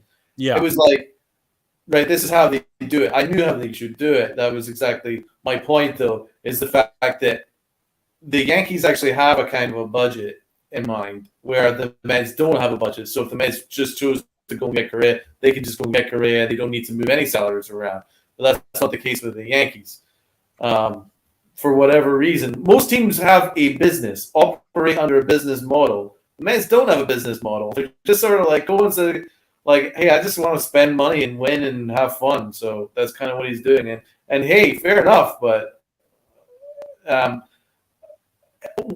think my point is, and it's something that is very real, because when the Yankees monopolized free agency, and then the Dodgers jumped in and then they were spending crazy amounts of money. The Red Sox as well, but the Red Sox are still doing that now. But for that period, that's when the Moneyball era really kicked in. And here was the thing. It affected the mid-level free agents to the bottom-level free agents. They weren't getting paid at all because what was happening was the smaller market teams would be like, you know what? It is just not financially reasonable for me to compete with the guys that I want to get, right? And then my statistical analytical guys are like, well, you know what? If you just aim for such and such a guy, his WAR will be kind of similar and whatever. And so then they just start spending just tiny amounts of money, minuscule amounts of money, because in general, the big teams monopolize the free agency market. And that's what's going to happen here unless something changes. Sooner or later, it's kind of going fine now, but another year of this, of Cohen just going insane, just signing everybody, then it's going to be a point where, once again, we're back to the kind of Moneyball thing where the smaller market teams won't spend it all on the mid-level free agents. And that's my concern, because then that's going to end up leading to an inevitable lockout. That's why something needs to be done. Right. I'll throw some comments in. I know Luca's got something in the back for us. You guys are awesome. I think me and Donald are on the same wavelength. Always a pleasure having Tony on with his research and his stuff. Yeah. Hot take, this will blow up in Cohen's face. I don't think that's hot at all, to be completely transparent. I was going to say, like, now I just lost my point again. But, again, I'm not worried about Steve Cohen spending, but... As I said, Li said, it's going to blow up in his face. Unfortunately, you can't DM on here. If you have like Facebook, Twitter, Instagram, let me know. Because I'll throw in my link and then you could go ahead and DM me if needed. Alex, that trade would have been worth it. Talking about Stanton, of course, because I went back for it. If those guys were actually good, none of the guys we gave up that were good, which is why it makes a trade a good one value-wise. I mean, Starling Castro, some of these other guys, I mean, yeah, they didn't necessarily work out. What do you think about $100 million tax floor? I don't think it's going to be like that low. Yeah, the problem I have is MLB's I was going to say, here's my point. These teams are still using Moneyball. Look at the Rays. they develop a lot of prospects, but they barely spend in the free agents. No, that's true. Yeah. The Red Sox are almost of the same floor because Chaim Bloom came from the Rays. So there are still teams doing that shit. Right. No, completely That is understand. true. But at least there's a few more teams that are active, like the Orioles and stuff like that. That wasn't the case a couple years ago. I was also going to say my other point was, the Yankees obviously have some sort of budget, but in some way the Yankees shouldn't have a budget. Well, it's kind of complicated because first of all, we have Brian Cashman as the general manager. He has not spent wisely, like on guys on Hicks and Donaldson and acquiring them. That's why sometimes it's not good to restrict yourself when you're like missing that key player, because your general manager also spends irresponsibly. So it's kind of like giveth, taketh, double-edged sword, whatever you want to call it. Yeah. Call-in link, of course, is still pinned, guys. Yeah, come on all in, Mitch. We be good to chat if you want. Yeah. Come on. Saw a stat today. Cohen owes more total tax than some teams' complete salaries. That is insane. Yeah, that's what the MLB's turned into with this whole salary thing. And I could have a punishment of lowering draft picks, and you could drop people 10 spots for 10 million or under. Hot take, I don't think draft picks really matter in baseball because they don't come up immediately. Yeah, exactly. To be completely transparent, nobody really gives a crap about the draft picks until they come up, of course. City Field. The Astros didn't care after the. Oh, please. Yeah, that was a slap on the fucking wrist. Yeah, didn't give a fuck. $50 beers at City Field, $20 hot dogs. LI, that's a little severe. 10 draft picks, each $10 million. I mean, again, draft picks, in my opinion, don't matter as much as NBA, NHL. Plus, the international market's very big. Yeah, I mean, that's Luca's right. I just want to see. Let's see, they're missing in football. Football would be a difference maker. Like, I think the Miami Dolphins took some punishment when Stephen Ross had his whole spiel with Brian Flores. In Sleepy's Joe economy, we can't afford to go to the games anymore. Is Luca the one typing all the "you guys are great" comments? Of course, that would be Tony. Yeah, he's mentioning MLB $100 million floor. Hands with the jokes again, huh? Yeah, of course. Like A's at 3, they would drop to 13. I mean, yeah, but here's.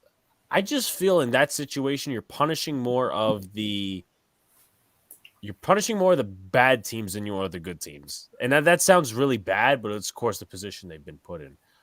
What do you got for us here, Luca? This is the Looney Tunes. This is the Looney Tunes crew in real life on the court.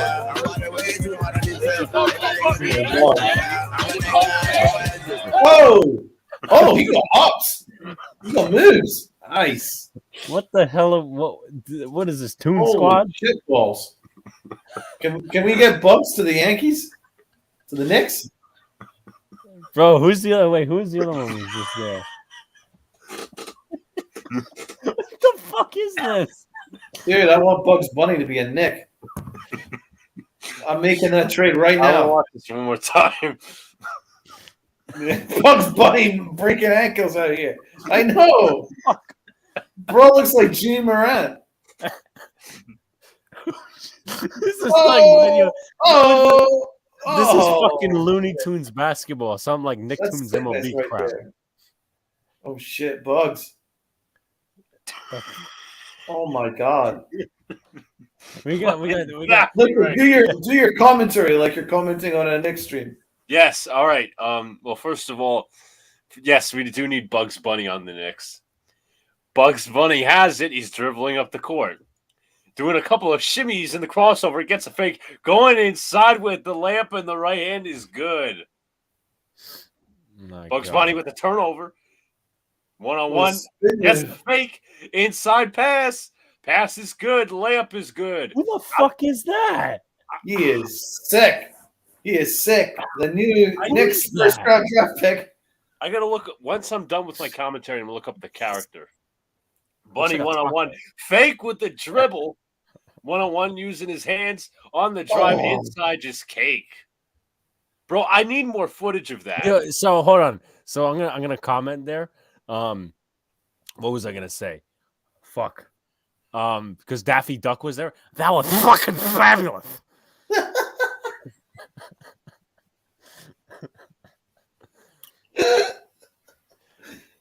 Look, was that fucking fabulous? That thing was fucking That fabulous. was fucking fabulous. Just like and then even though I've heard it's not a good movie, the second why am I blanking on the name? God damn it. Space Jam. Space Jam, yes, the second Space Jam. Is a despicable son of a bitch. And then he gets the LeBron Space Jam. What a fail that was. I'm trying to find the character. He says Marvin the Martian. Oh, that might be. She's in the queue. Yes, of course. But I do want to bring on one card before we get to the fabulous MH. What's going on, Li? What's up? Hey, my man, how you doing? Good. So, how was the off day for everybody except for Luca? How was the off day? Because the Giants totally did not play a football game today. No, they didn't. They didn't. You know, it's funny you say that, Li. They didn't play a football game last week, so it's kind of odd. No, we were off. I looked at the schedule. It said bye week. I mean, they just man. I think after 2 snaps, I think the Giants were like, you know what, we're gonna get fucking railed today. Like, it's like we got railed with no game for us. I know I was the same. After Daniel Jones got sacked in like back-to-back plays in the first 2 snaps, I was like, oh, we're gonna get absolutely railed. I was gonna make a quick, witty pun, but I'm not most critical, and I can't do that. What about the Yankees, Li? What are you thinking, my man? People. Okay, my God, people don't understand the reason why I want to kind of fix the roster is because the offense was bad because we have the roster of a retirement home getting ready for prune juice in the middle of a day. You got JD in room 13 with his career already dead. You got DJ in room 45 already ready to get and put to pasture. Judge is over there just working on the computer, getting ready for the next retirement home dude that Cashman's going to bring in. He does love them. He does love the geriatric crowd. Yep. I mean, but I kind of want to deal DJ, and people are like, oh, you can't deal DJ. What about 2019, 2020? I'm like, I'm looking at my watch that I don't have, and it's 2022. I'm sorry, but I'm going to get out of that contract as fast as possible before that contract goes, wee. Is he tradable, though? I know it's only under certain circumstances. I don't think he'd be the player to have a no trade clause. Well, there was a no trade clause for the first 2 years of his contract. Really? He has a slight. He has a slight no trade clause. It's not like John Carlo who would also trade because I want to get more flexible with the DH, more speed because the bases are upping. And I don't really think teams really with analytics go for the stolen base. So catches are going to be very easily guys like Anthony Volpe, Peraza, they're going to have 50 easy, 45 to 50 steals easy. Yeah. There'll be more steals now with the bigger bases for sure. Yep. Yeah, I mean, let me ask Li, do you think let's just say this is a scenario, I don't think it'll happen, but if Anthony Volpe plays second, Peraza plays short, and you have whoever if they're not DJ LeMahieu, like a Correa or Oswaldo Cabrera, which I don't think will happen or should happen, does that make DJ more expendable? Yeah, pretty much. It doesn't even matter if it's Correa or you get. Oh, what was it? What's the scarring? I heard on a podcast, the Bronx Pinstripe Show, they wanted to trade Hicks, Donaldson, and I think it was prospects, like low A guys, to the Rockies for Chris Bryant, whether you get KB to play. I wouldn't. I would trade DJ LeMahieu any other way. I'm getting out of that $15 million. I don't care if I have to salary dump him for a low A prospect. I'm like, screw it. If this turns into a Fernando Tatis trade or a Chris Paddock trade before he completely fell off, I don't care. Whatever. I'm out of $15 million. I have 15 extra to spend. I'm good.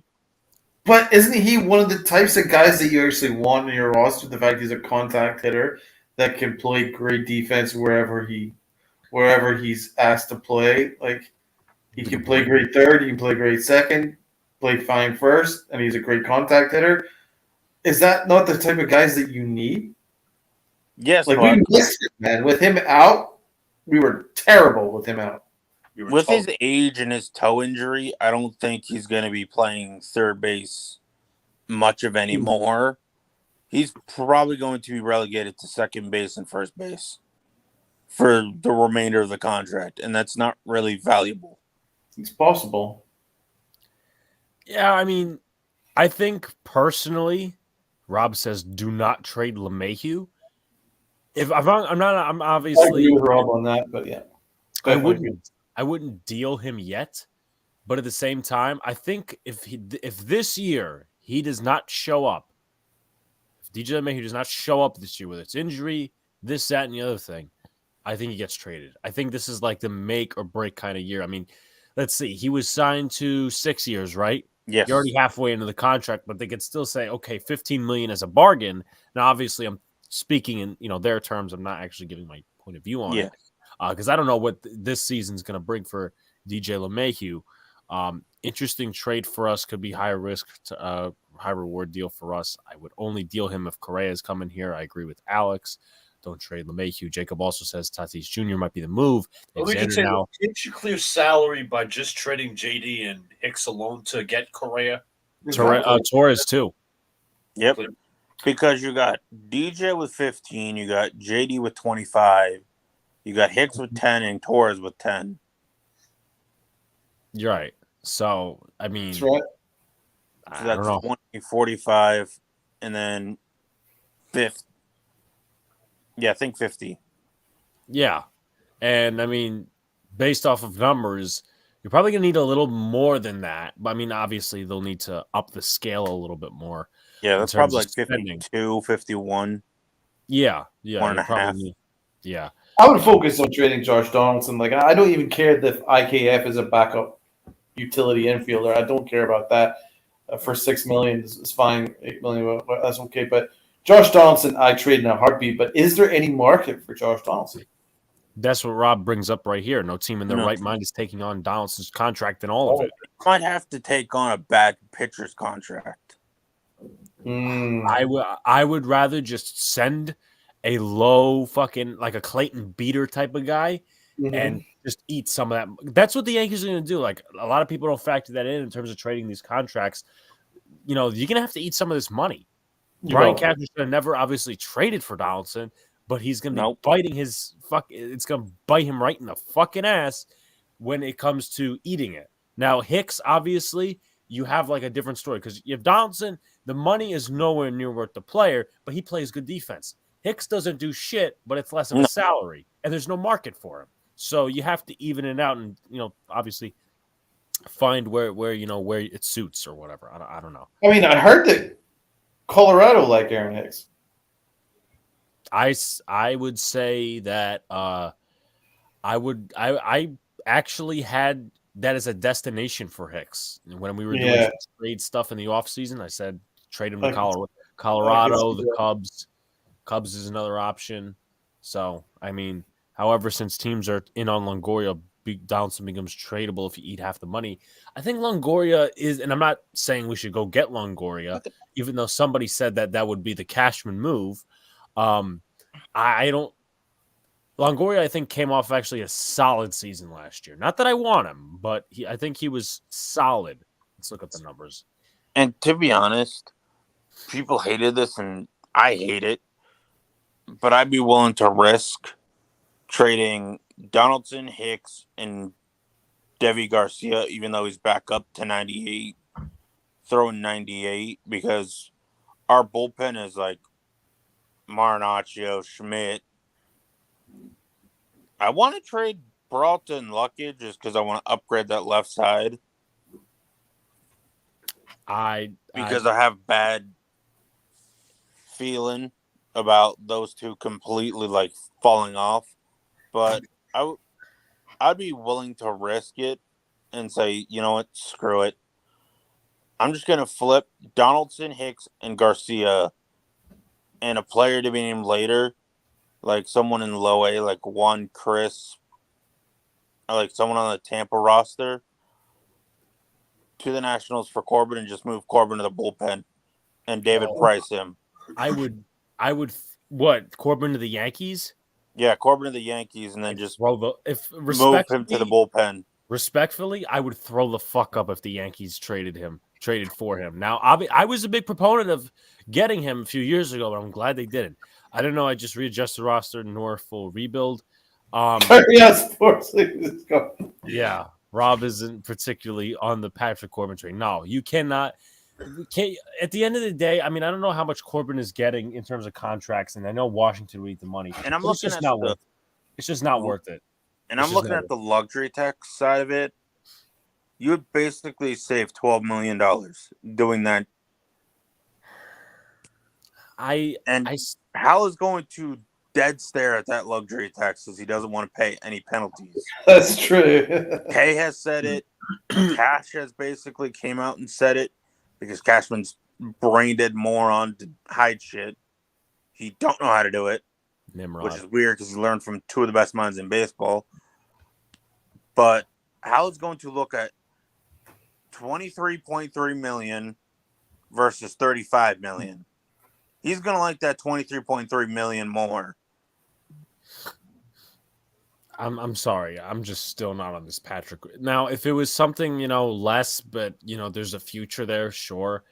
Patrick Corbin, yeah. MH loves Patrick Corbin because he's on the Nats and he loves to get, I should say, Patrick Corbin gets terrorized by the Mets. So, terrorized. It's basically true. I'll say this on the contract. Corbin's next 2 years combined is $59 million. Yeah. I don't know how much Washington would eat, and I would not expect $24 million next year, $35 million the year after. That's bad. You do not pay $46 million 2 years of Corbin to pitch out of the bullpen. Right. That's a good point. Agree. That would like tax 46, and to be completely transparent, good point by Rob. You paid Britton, I think it was, I don't know how many, 15 mil, maybe a little bit more than that, for being a dead spot in the bullpen last year. Chapman was 18 mil. You'd be paying more for Patrick Corbin, who has less of a reputation, and you don't know he works in the bullpen. Corbin has multiple years left. JD doesn't. Not a good trade. Honestly, if we take a bad contract, I would just keep JD. We only have him for one more year. Actually, not true because it's a vesting option, and it's Cashman at the helm, and he's going to vest that option because if you look at JD's luxury tax for 2024, it's still at $23 million. You saved $2 million. As I said, I'm still not on the train for Corbin. $13 million for Britton, $18 million for Aroldis Chapman. Yeah, I mean, I would just get rid of the contracts, and if they even entice, they even intrigue the Nationals with a trade like that, I would flip fucking shit. I mean, I would flip a table if they don't get Rodon or any other free agents. But remember, guys, we have lanes, and Brian Cashman had once said he had latitude. Yeah. Yes. Well, of course. Yes. Yeah. That famous latitude. He was not sent. Oh, he actually, Luca, he was right with the latitude, but it wasn't latitude in payroll. It was latitude in age.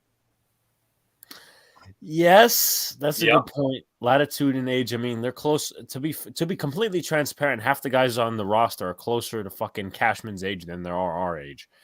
I mean, and I'm 19 years old, so that tells you a lot. Or even in their 20s on our roster, I would say like 7, 8. Yeah, I mean, Maybe. obviously Ozzy and all these different cats. Well, outside kids.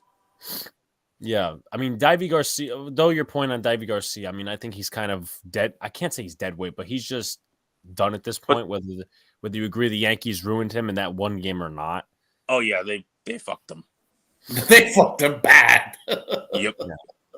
Okay, so we got Abreu, who's in his 20s, Brito, Cortez, Efros, Fernandez. Oh, what a throw, Justin Herbert. Oh, my God. Garcia. These are so far not 26-man roster guys. Efros isn't because he's Tommy John. Yep, done for all next year. Volpe, IKF, Cabrera, Garcia, Gil, Peraza, Bader. Yeah. Yep, that's it. That's about it. Oh, Ben Rortvedt. He's not a 26-man guy. Who's Ben Rortvedt? I don't know. He doesn't exist.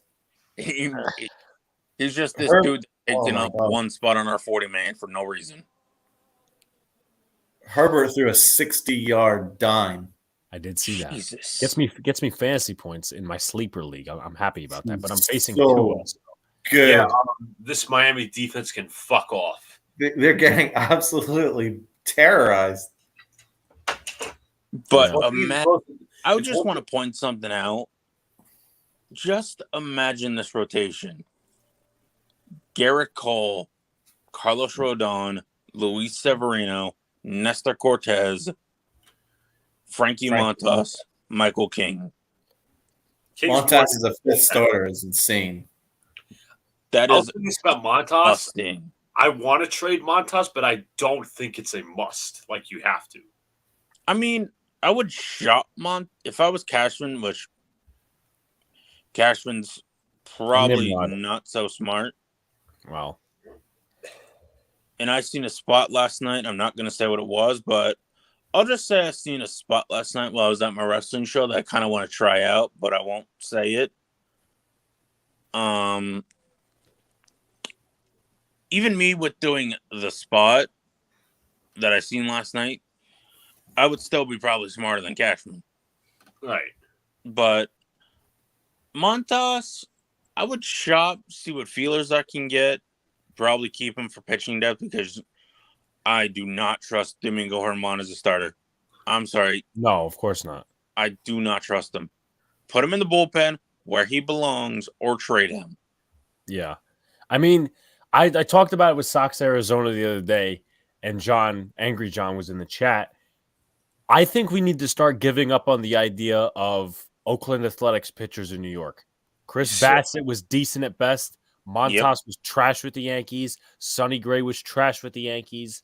So maybe Manaea ain't the best option, or Bassett in New York. Yes. Either New York, of course. But no, I just for reference, I'm never putting the idea in my head of trading for another Oakland. And I wasn't even for Montas. Like I said, bro, Castillo, you give up Volpe and be done with it because that puts you over the hill. I was with the Montas trade. I was like, okay, you get Frankie Montas. It won't cost you Volpe. You kind of need to get younger a little bit because you have a retirement home. I'm like, okay, I'm kind of with this. I dig it. I dig the Frankie Montas trade. I was like, oh, he's hurt. That's why we got him. Exactly. We have a nag. I still think that there could be some upside to Montas. I like him. I think he's got good stuff. I think he was hurt when we traded for him. And that's the problem. I really do think that the Yankees didn't do the proper necessary checks on his health when they traded for him. I think he was hurt. Yep. And my sources have said since he came here. And my sources have said that Cashman has a fetish for injured pitchers. My source is being Brian Cashman. I think your sources are right. Yes. They also have this backwards pitching philosophy where they rely on their secondary stuff rather than the primary. Like they've done this shit to Garrett Cole. They've done this to Severino. Yep. If Pete said it best, if they make Montas into a power fastball pitcher, like a Severino kind of guy, he would work out. But the Yankees are not going to play that game because that's Matt Blake. The thing with Montas is he needs to use that splitter as his actual out pitch because that's 100%. 1,000%. Out pitch is that splitter. It's like, but he's using it as his first pitch. Right. Should That be shit fastball hangs. to the splitter. You need to work in that tandem. The splitter's only effective if it's worked off of the fastball. Yes. Yeah. With a deception. I don't know anyone that has the splitter as a first pitch. Jacob says, Li, if you were Cash, we'd be in a completely different situation. Rob brings up a good point. Herman is a better starting pitcher than Michael King. No, he's not. No, he is not. I would agree. I have to agree with Rob. Well, I know Li, but I have to agree with Rob. I've never witnessed any great Michael King's a better reliever. Yeah. He's a length guy. It's just like Chad Green is a starter. Bassett was solid. I guarantee you that Michael King as a starter will be Corey Kluber 2.0. Well, which Corey Kluber are you talking about then? I'm talking about prime Kluber. He's gotten, in my opinion, he's got enough starts where we just know what he is. No, Blake is not gone. He's still with us, to my knowledge. I know people thought he was a free agent, but no, that's not the case. No, it's already been confirmed that he's back. Yeah. They're just working out the kinks before dotting the I's and crossing the T's.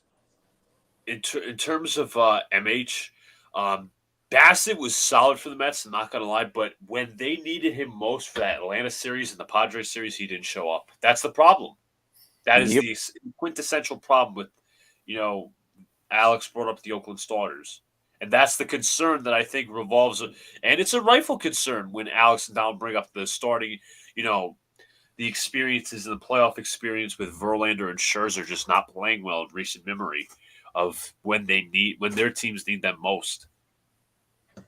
King is much more valuable out of the pen, and Rob's questioning the prime Kluber comment. And one question to the panel. Since we have so many relievers being Holmes, Elizaga, Peralta, Trevino, Marnacho, King, Lucas Luckage, Weissart, Abreu, Garcia, and now Canely, would you be willing to shop Lou Trevino, being that we got so many right-handed relievers? Off of the hot start, knowing how hot and cold relievers could be. I mean, I'm not going to sit here and say I wasn't impressed, but the move didn't move me. Like, did Trevino have that much? Non-plus? I can't say non-plus totally. It's just I was non-moved by Trevino. Like, you said non-moved, so you were nonplussed. Okay, so he was solid. He was solid. But I wouldn't move him. I'm going to be real. Pete did say he had a 1 ERA with us. Like a near, I thought he was effective. 1 something. I think. I'd be like, and he's a 1-year rental. We're not extending him. I'm like, see what you can get back. Lower that payroll a wee bit. You have Tommy Canely, who I kind of like better than Lou Trevino, to be honest. Oh, I do too. I'm like, you got Marinaccio. You got some young kids that you can pretty much build a bullpen. 1.66. Okay. Jacob says, even look at Manaea. He was horrible for San Diego. Something's up with Oakland guys. The foul territory definitely is a factor. Yeah, no. I mean, I just have that theory about Oakland pitchers. It's just proved itself right again. With that being said, Li, any final thoughts? Carlos Rodon better be a Yankee sometime in the near future. Yes. And the Giants, that game never happened. Ever. Nope. Nothing happened today. I agree. Didn't happen. I'm good with that. Peace out, Li. Thank you for calling. Peace out, Li. Thank you. All right. Going to give it like a minute or two, maybe 3, see if anyone else wants to call in. Li's full of the takes. Yeah, Li's got some different takes. So, Luca, how you liking this Miami defense? First of all, fuck off to Xavier Howard for giving up on that tackle on the big play to Mike Williams. Tua's turning into a pumpkin. The running game's been fine, but As a longtime Miami Dolphins fan, I am disheartened. I'm ready to give up on this team. I'm ready. Jalen Phillips is a bust. This defense is overrated. The Jets deserve the playoffs, not us.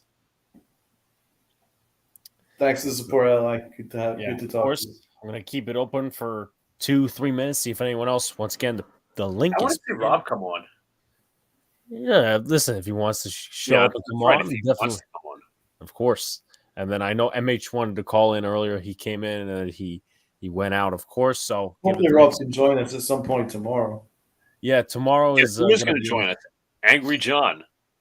He's coming on. He has a lot to say. He says. Oh boy. That's usually saying there might be a rant involved. Well, he can't rant on the Knicks, though. No, they've been playing well. Can't rant on the Knicks. Let's see. Knicks, Jets. Jetsy. I mean, who could he rant on the Jets? CJ Mosley. What, for being a complete? Well, Michael Carter for fumbling and CJ Mosley for being. See, the thing is with the CJ Mosley penalty, there's like a double-edged sword. If CJ Mosley doesn't get that penalty, the Jets could potentially the Jets could be up 3-0, or it could be tied at the half, 0-0.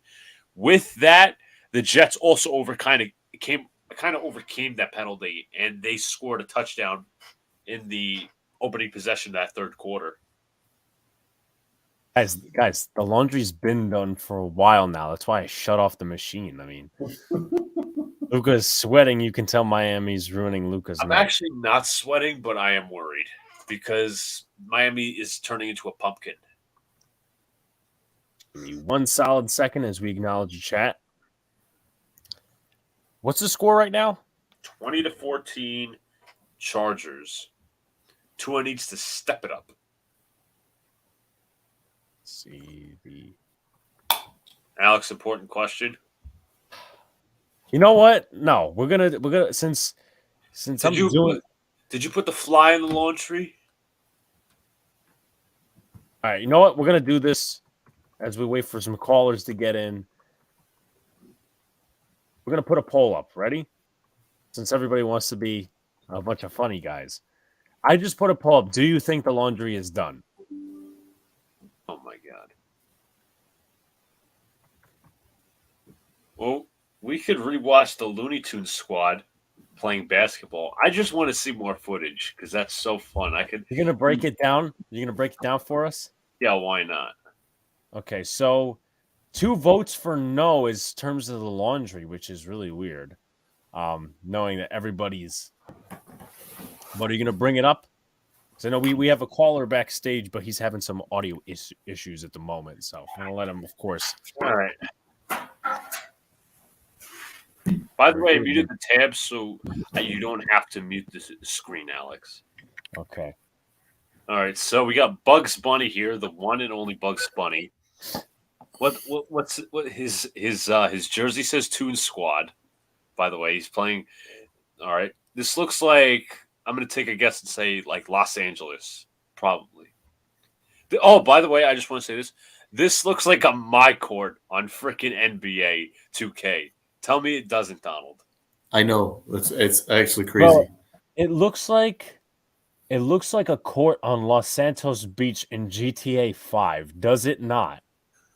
No, we're going to pull it up. No, we're going to pull it up. No, hold on. This is what we're gonna do, guys. Let's see. Hold on. Do it here. We're gonna do a show. See, this is. Oh my god, the fucking. Hold on. Almost there, guys. Almost there. But Luca, if you're gonna continue your film breakdown. So Bugs Bunny doing some dribbling moves. Some 6-step overs. 6-step overs 1-on-1. This guy just has this. He is not squaring up Bugs Bunny. It looks like he's wearing a Laker jersey. He's defending like Evan Fournier. Yeah, he's going to be put on skates in a second here. Couple sick crossovers. Oh, he got absolutely roasted. Pause that for 1 second, Luca. This is literally what it looks like. That's literally what the court looks like. Tell me that's not a matching image. That's wild. But is that Jean Morant in a Bugs Bunny costume? Like, I mean, I'm going to use a Clyde Frazier term: matador defense. I mean, this guy in the paint doesn't even pick up Bugs Bunny at all. Everybody's happy and jolly. Now Bugs Bunny does a crossover move. Look at this shit. Oh! Fucking Marvin the Martian with an excellent layup. Let's watch that again. 1-on-1. Again, not squaring up to the defender. Sick crossover move there. The fake. The pass. I mean, now you got this one. You got this guy in a Drew Brees jersey. I think he was the same guy from before, wearing the what do you call it? We'll just call him Evan Fournier. Yes, Evan Fournier. Oh my God! Oh shit balls! Just a ridiculous handle. I mean, let's watch that again. I mean, he was completely stupefied, if that's ever a word. I think it is.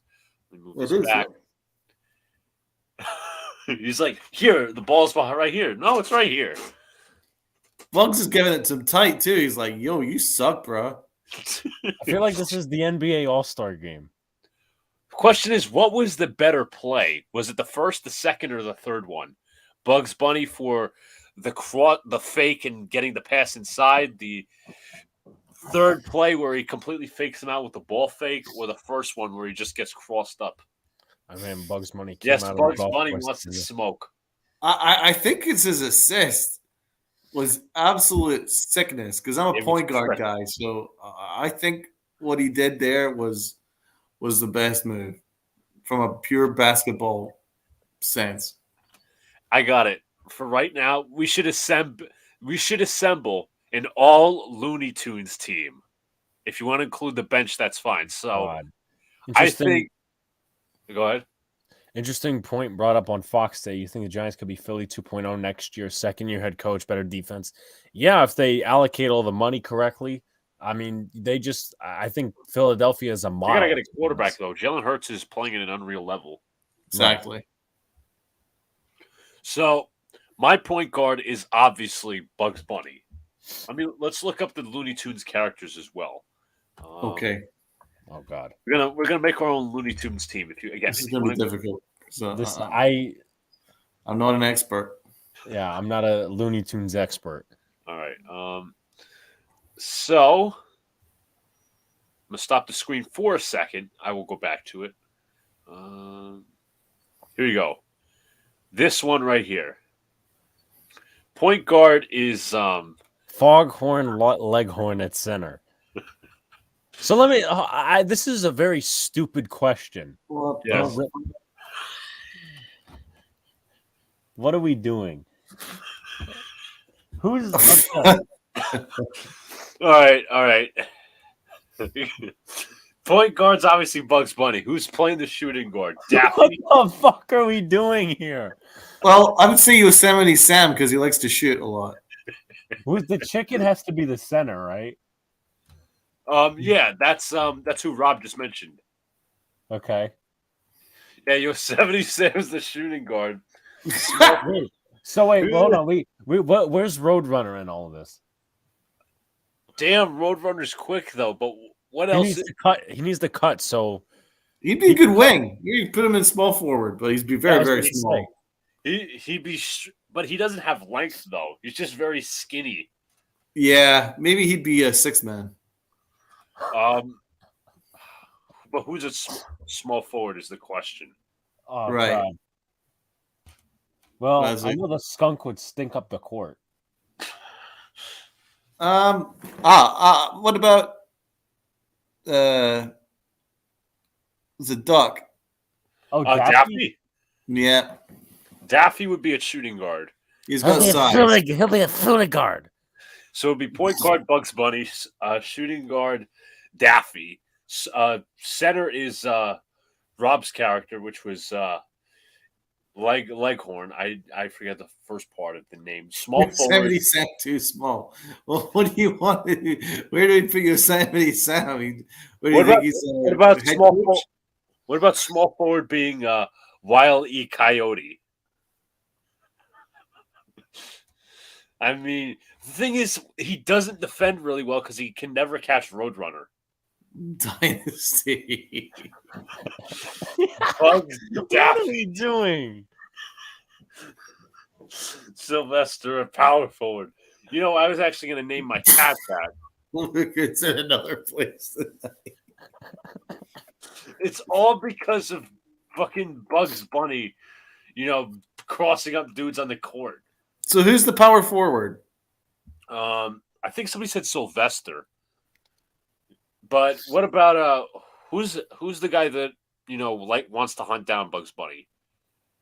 What's the guy's name? I'm Doc? Well, he's not the hunter guy. What's up, Doc?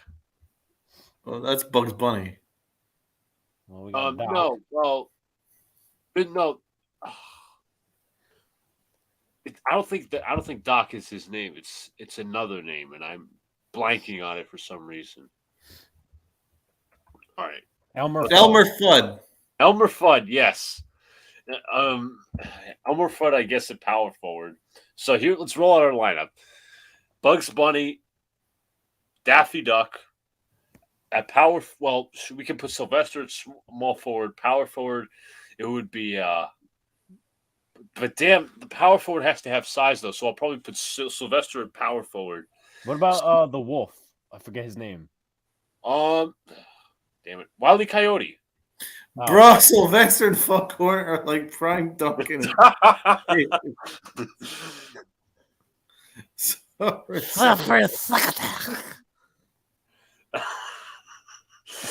Oh my god! Yeah, thanks for the Yankees. Bugs. Who's the head coach? Damn it, Yosemite Sam. Okay, Yosemite Sam. He'll fucking threaten to shoot you if you don't pass the ball. He'd be like Tom Thibodeau. You don't get this anywhere else, folks. No, never. Obviously, the chicken is at center. He has obviously got the size. Are we missing anybody? Well, Roadrunner is going to come off the bench. He's going to be like Emmanuel quickly. Mm-hmm. Who's the mouse in the cowboy hat? Let me look him up. He's doing. Is that a badger or a skunk or whoever? That's a skunk. That's a skunk, I think. Okay. Oh my god. The skunk could be like Patrick Beverly. Yes. To play defense. Speedy Gonzalez. Where are we putting Speedy Gonzalez? It's a great point. I said he was a chicken. He's actually a rooster. Oh my god! What are we doing here? I mean, next we'll be doing a starting lineup with all the Mickey Mouse characters. Oh no! Please no! Fucking Nicktoons MLB. You guys don't know your Looney Tunes? I have no fucking idea. Not the foggiest idea. I know Bugs Bunny. Looney Tunes at all? I only know Bugs Bunny. I mean, it was how long ago that I watched Looney Tunes? So, I mean, when it was on Cartoon Network.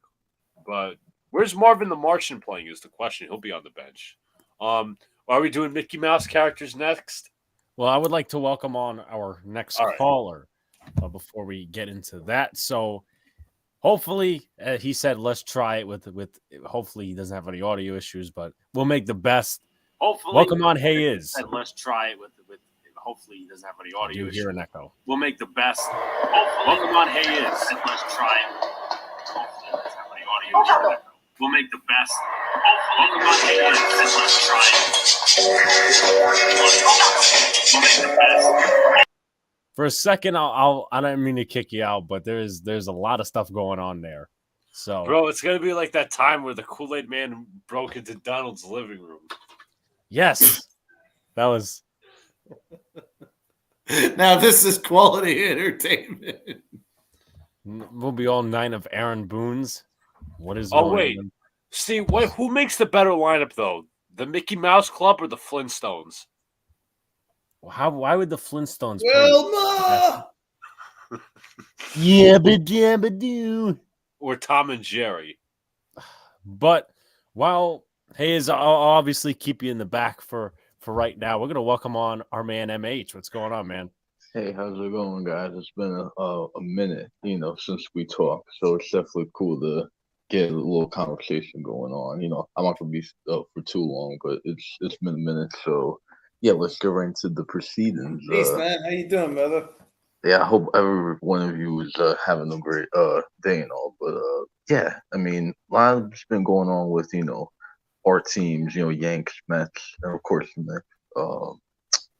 Knicks got a nice W today, but I'm still not sold, and I think most Knicks fans aren't sold. It's just a weird phase. Like, I like the winning, but there's always that, the voice in the back of your head that you're thinking, like, is this team really going to take advantage? Because I love the lineup we rolled out in the fourth quarter today. That young, we just have one big man, but I just like the way we utilized our wings. And I think that's what the league is now, wings and guards. Right. And I think maybe Tibbs is recognizing that with using McBride and Grimes. But I hope it can stay consistent past the deadline, because that's going to be the Sorry, I most was just important. starting a sports comment. It's too good to not mention. Don't underestimate Fred Flintstone. My boy got them quick-ass feet. Exactly. But I want to respond to MH real quick. I think Fred Flintstone would be an awesome Aaron Donald-esque technically be freaking fantastic. But I want to add the size, his quick feet. Oh man, he'd be unstoppable. I want to add to MH's comment. We've all said it here. This is like a 500 team. They'll have their ups, they'll have their downs. They're certainly in their up phase right now. They've won 4 in a row. I originally thought the Cavs game was going to be a fluke because they shot really poorly. But I'll give credit to Tom Thibodeau. I'm not a huge fan of him as I once was, but making that switch for McBride to be taking major minutes defensively along with Quentin Grimes has been awesome. Emmanuel Quickley has been awesome as well. Like we mentioned it in lineups with 2 of Emmanuel Quickley, Quentin Grimes, and Miles McBride. Their defensive ratings at like 95, 101, which is considerably elite. Emmanuel Quickley has taken a big jump defensively. We know Grimes is our best point of attack defender. Miles McBride's been really good. Obviously, the offensive game has to develop, which also I want to bring this up to MH and Donald. And Donald and I were discussing this in DMs. The Knicks are interested in trading Cam Reddish to a team for a second-round pick or a young guy on a rookie contract with some upside. Now, I think TK from Mad Good Knicks Show tweeted this out. What about Jonathan Kuminga? That's a great idea. MH? Yeah, Kuminga, I don't know if the Warriors would do it, but I haven't even looked at much. The only really trade that I've been thinking about is a Randall to the Kings. It's hilarious we played them, but Randall to the Kings for Harrison Barnes and some quality role players. Because to me, the Knicks, I think CP mentioned on Knicks Fan TV, we need to scale it back because this team is too middle of the pack. We need to. Right. I mean, honestly, we could still be middle of the pack without Randall. Randall has these offensive explosions, but you can always allocate points to other players. I don't think it's crazy to think we could still be a productive team without Randall. We could still be mediocre. That won't change much. We don't have a star player, but really the question is for you guys, what do you think they need to do at least right now to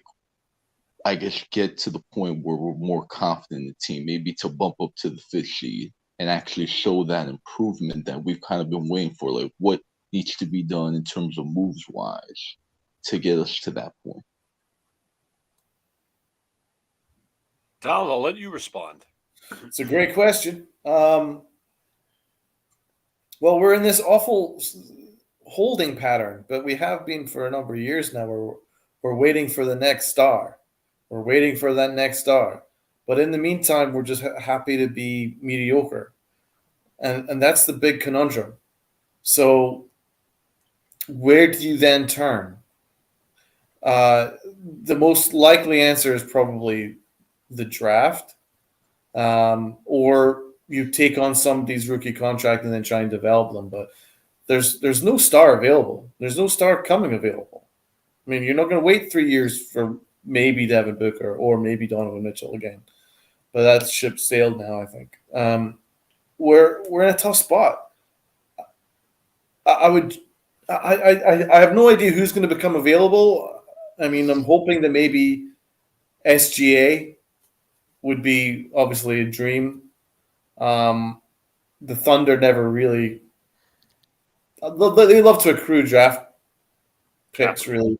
So maybe if we gave them a ton, they would maybe consider it. But I don't think he's going to be available this year. So it's a tough spot that we're in. I'm not quite sure how we get out of it because we're never successful in free agency. And it's going to take a hell of a monumental effort just to even free up room in the and under the cap. So it has to be trade or it has to be the draft. Now the good news is we do have a bunch of picks coming up in the draft, and it's a good, strong draft. So we need to be smart. We need to do well with that, but we can't just sit around and wait for a star, though. So I really don't know what we're going to do. We do need to upgrade, and I think scale it back makes a lot of sense. The Julius Randle situation is interesting because he is having a very, very good year. True, but I think somebody mentioned on Twitter, a good point. Now his what was I going to say? His value's now looking positive on the trade market, and then you could use that. You could use his highs right now, his really good play to trade him, and then you put Obi Toppin as the power forward. So again, I'm rooting on play the kids kind of guy. But I'll also say that the Knicks are kind of at cross purposes because their head coach is a win now coach who needs his vets and needs the security there. But again, rolling out a young lineup of Deuce being in the rotation defensively for defensive minutes, Quentin Grimes, rotation player. RJ Barrett had a solid night. I'll give him credit, but he needs to be more consistent throughout the stretch. Manuel Quickly being elite defensively is something that I didn't really see coming, but he's been awesome. Listen, we'll see, but I think asserting a direction, the first step in that is trading the veteran contracts like Derrick Rose, Evan Fournier, maybe getting rid of Cam Reddish, like fully investing in the youth. But also, we don't have a legit star on the team that's going to get us anywhere. So you're going to have to really trust the draft process. But I don't think the Knicks will have that low of a pick. They have 2 first-round picks, maybe 3, I think. 1 Mavs pick, a top 15 Charlotte pick that's protected, and then our own draft pick. So it's unless the Knicks actually get aggressive in the draft process and they trade, that Charlotte pick and the Mavs pick and maybe some other picks, other protecteds to trade up in the draft and hopefully get a star, a high upside player. Well, star actually, then it works. But they gotta just gotta find a way out of the rabbit hole. Yeah, I was gonna mention too that it's crazy. Like I know Brunson, like he's exactly what we need, but I kind of think, and this is just me, 4-dimensional assess. I think Brunson was really shined, and we'll see in a few years. But I do think he'll be like here. I feel like he may be like a part of a move down the line to get us that. I mean, it's crazy to say because we just signed him, but he may be that guy that you throw those picks with and get that star and hope that an RJ develops or another young player develops. It would be crazy to think that, but I don't know why I think. I just think it's like I hope not. I hope not. Because really no other player on this team is attractive. I mean, RJ, we don't want to trade RJ. We gave him the money. I mean, they clearly want to keep him and see how he develops. So really there's going to be a lot of moves that we see that go on. So definitely a wait and see approach. I do think Randall needs to be moved just for the sake of getting everybody else a little bit more space. I mean, I still think we played well in that fourth quarter. Now, obviously, for more games, we didn't have Randall, maybe we would be affected because that's one less guy that the defense attracts to. Because Randall does attract a lot of attention. I mean, today he had doubles thrown his way in the third quarter. So you can tell Right. that clearly, obviously, he's streaking. And I think that's the issue. We have too many guys who are just streaking. Like, you'll be hot like for like 5 games and then cold for the next 5 games. Right. We can't afford that anymore. We need some sort of consistency, and that kind of goes hand in hand with management, players, front office. They need to be more direct with, again, their direction. You got to be more, and we'll see what happens. But I do want to get onto the Yankees and the Mets. Honestly, I don't know what all this the Yankee we need Pastor Corbin. Like, I honestly think the Yankees are having a great offseason. I think some Yankee fans are just looking at it from a negative perspective. I do understand the team has kind of been the same for the last 5 years, but I don't know. I like what you guys are doing. You got Tommy K, the pitcher, Tommy K. Kahnle. Underrated move. Judge, I mean, honestly, the way I see it in free agency, like, you have to envision that player was not on your team before. So Judge, re-signing Judge is like a new signing. You got him for 9 years. You're guaranteed at least 3 prime years, in my opinion. And the 5 years after, I mean, you can do whatever with that. Like, I don't know. We'll see what happens. But I think, as a Yankee fan, I think I'm in the minority. I'm quite positive about this offseason. This has gone as well as I could have asked. We re-signed Rizzo. We needed a first baseman. We got him done. And we brought back Aaron Judge. And we're in the market for Rodon and for upgrades in left field. It's so early in the process. And the numbers that are banded around in free agency, I can't blame the Yankees for wanting to take their time. I think just because you rush in doesn't necessarily mean that you're going to get the right move. So I have no problem with the way the Yankees have gone about this offseason. I just think that there's a constant negativity with the Yankees, but sometimes they deserve credit, and I think they deserve credit for bringing back Aaron Judge. I really do. I just want to add one thing. I didn't get to read Jacob's comment regarding basketball.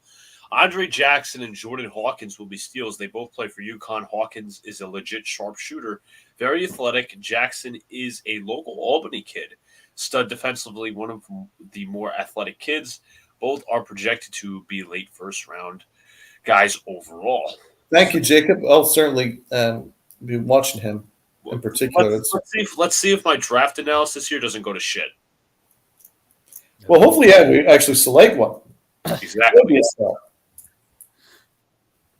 Yeah, so. But back to the Yanks again, guys. Like, again, maybe it is just me, but again, like, what really needs to be done to, like, vault this Yankee team to be, like, past the Astros? Because Astros, I mean, I'm not gonna lie. I mean, it doesn't matter what league they're in, like, what league they would be in. Like, they're in AL, which has, had the DH. Obviously, not everybody has the DH, but, like, it's tough to, like, I don't think any. Like, the Astros are going to be very good for another 3 years, and it sucks because of how they build. Like, they basically have a dynasty.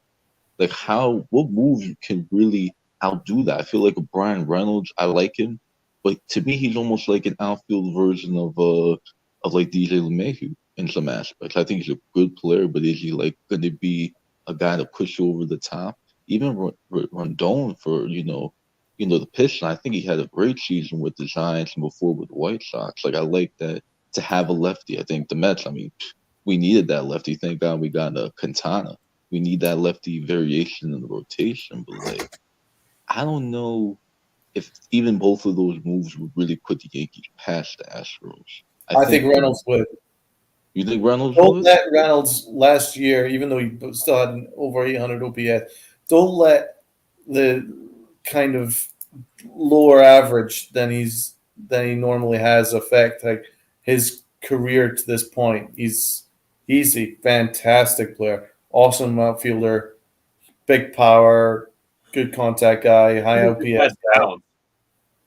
He's got a ton of talent, man. I'd be all over that. I would be all over that, and I don't really think there's anybody like if they want one of our shortstops, fine. I'd get it done. Give them Dominguez. I don't care. I would. He's one of those types of players that makes sense because his contract's affordable. It's only $6 million. that we'd be paying him next year, and then we have team control of him for like 2-3 years. So it's the ideal situation for me. I'd do that before I would re-sign Benintendi. Even I think Reynolds is a difference maker. And let's not forget, LeMahieu was a difference maker too, man. He was MVP candidate his first 2 years as a Yankee. He almost bat 400 one of the years. I think it was the bubble year. He bat almost 400. I think he was absolutely amazing, DJ LeMahieu. Yeah, I mean, to go off the point, I think everybody assumes that it's going to be – I'm going to get to Jacob's comment in a second. Everybody assumes the over-the-top move is going to be power. I don't think it's that. I think, obviously, you just mentioned DJ LeMahieu, right? He hit that, clutch home run against the Astros, and obviously we know what happened after that. The one team that beat the Houston Astros in the World Series was not based off power. It was the fucking Atlanta Braves. A bunch of young guys, a momentum-type team. The Nationals, too, even though they were an anomaly for that year. So everybody's thinking power. Is not like that. Like, do I think Oswaldo Cabrera in left field cuts it? No, I don't, because he needs to be used in multiple different areas. So Brian Reynolds or Andrew Benintendi, who's played well against the Astros in the playoffs, that moves the needle. You need to move a contract and make smart decisions. You got to move Donaldson. IKF at third doesn't sound bad because, and I'm not saying that I wouldn't want to upgrade even more, but we are where we are with this Yankee squad, and we just know what to expect at this point. You need to put Peraza or Volpe at shortstop, though Volpe I don't think will be ready automatically. Torres, I mean, it's just weird because first half he has is good, second half is right. It's just a head case. Rob's got a good point. Correa does put them past the Astros. Correa does put them past the Astros.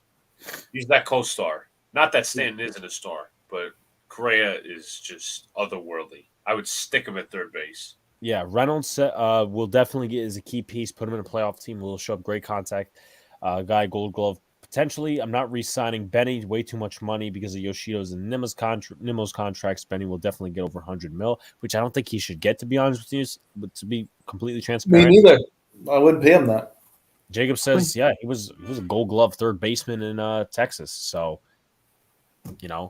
just do what you got to do. But I kind of resonate with Yankee fans, and I know there's some more positive guys like Donald and whatever, but I've seen this movie way too much before. Like last year, even with I know there was a lockout, but even before then, the Yankees were just too silent.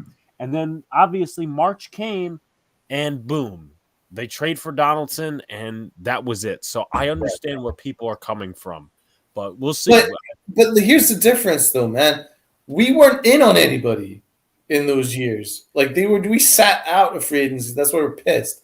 We're not sitting out. Like we are like the number one likely destination for Don here. We're negotiating with him. We just don't want to give him the years that he's asking for. But we're still the favorite. So that's good. We're very much in on guys. It's not like and we already brought in a bunch of guys already. Rizzo, Judge. Like it's not like we sat out and did nothing. Previous years we sat out and did absolutely nothing. That's why we're pissed off. We weren't involved. We were deliberately not involved in anybody. But we are checking in on Correa. We are checking in on Rodon. Like we are actually active. It's not like we're sat out. So I think that's why there needs to be an element of trust. Also, Judge was only signed a couple days ago. So it's not like we've been sitting around for like 2-3 weeks doing nothing. Like we just brought back our main guy.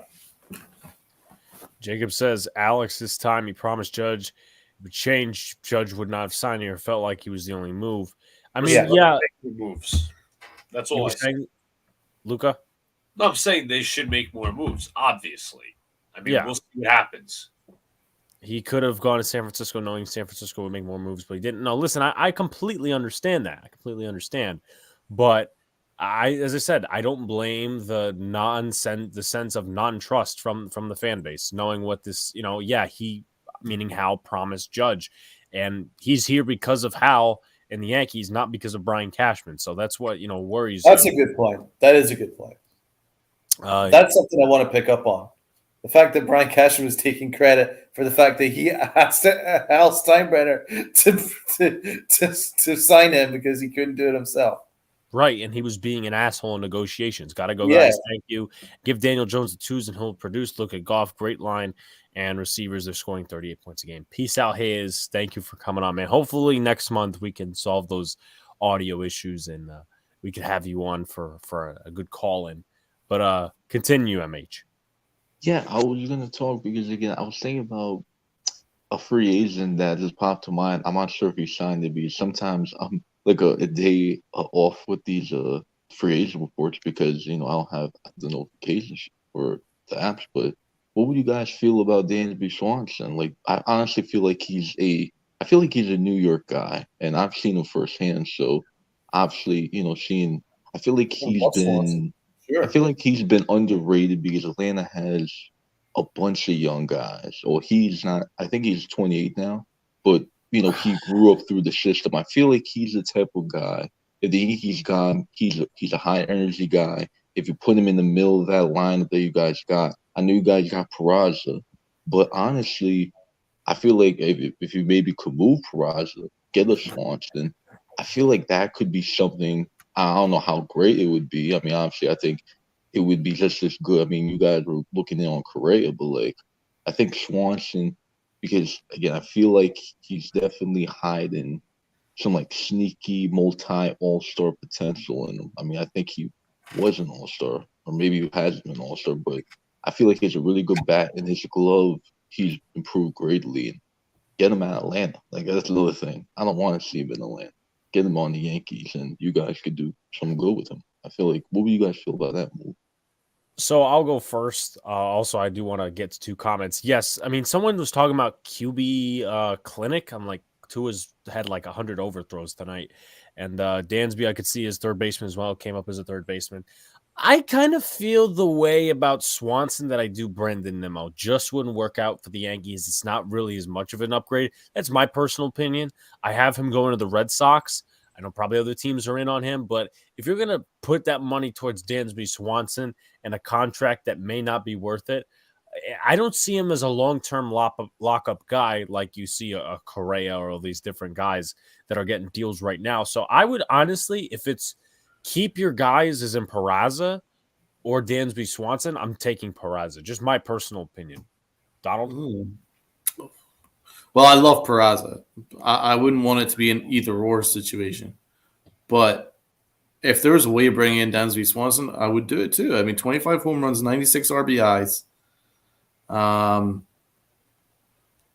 He Gold Glove, like, dude's legit. He's a legit good player. Good age too. 5.7 WAR. He's got a decent age. I think he's got some upside.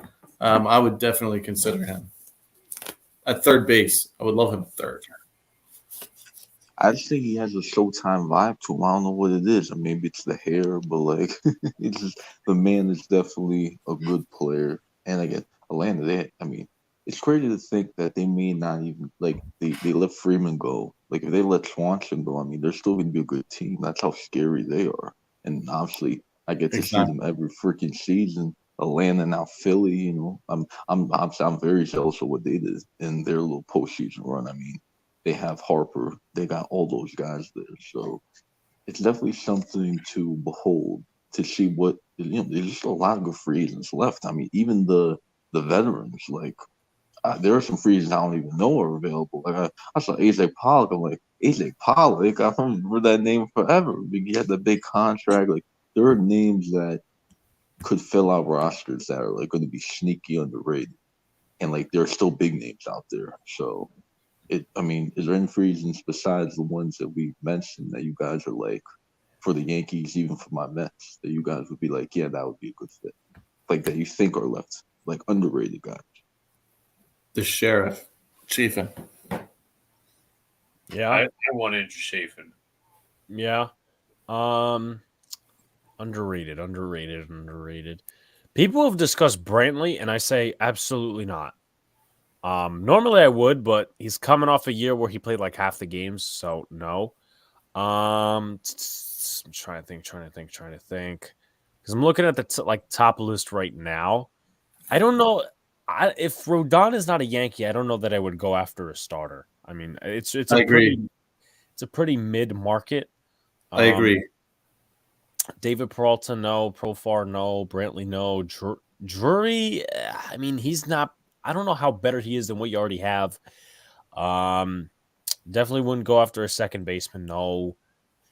If you, Yoli Gurriel's good. It's just that you already have a DH. Rob says Conforto. Jacob says JD Martinez, Conforto as well. Yes, the Dolphins lost, and probably going to be a rent from that idiot that we brought up a few weeks ago. I'll say this in regards to the Dolphins loss, it's not all bad because the Dolphins play the Bills in Buffalo next week. And if the Dolphins lose and the Jets win, we pass them because we're tied and we have the tiebreakers. So it's not all bad. I just don't know. Like, I don't know if I want to touch Conforto personally. No, I don't think so. He hasn't played in a while. I would have gone after Sanga if he was still there. If we don't get Rodon, yeah. Well, now Sanga is unavailable.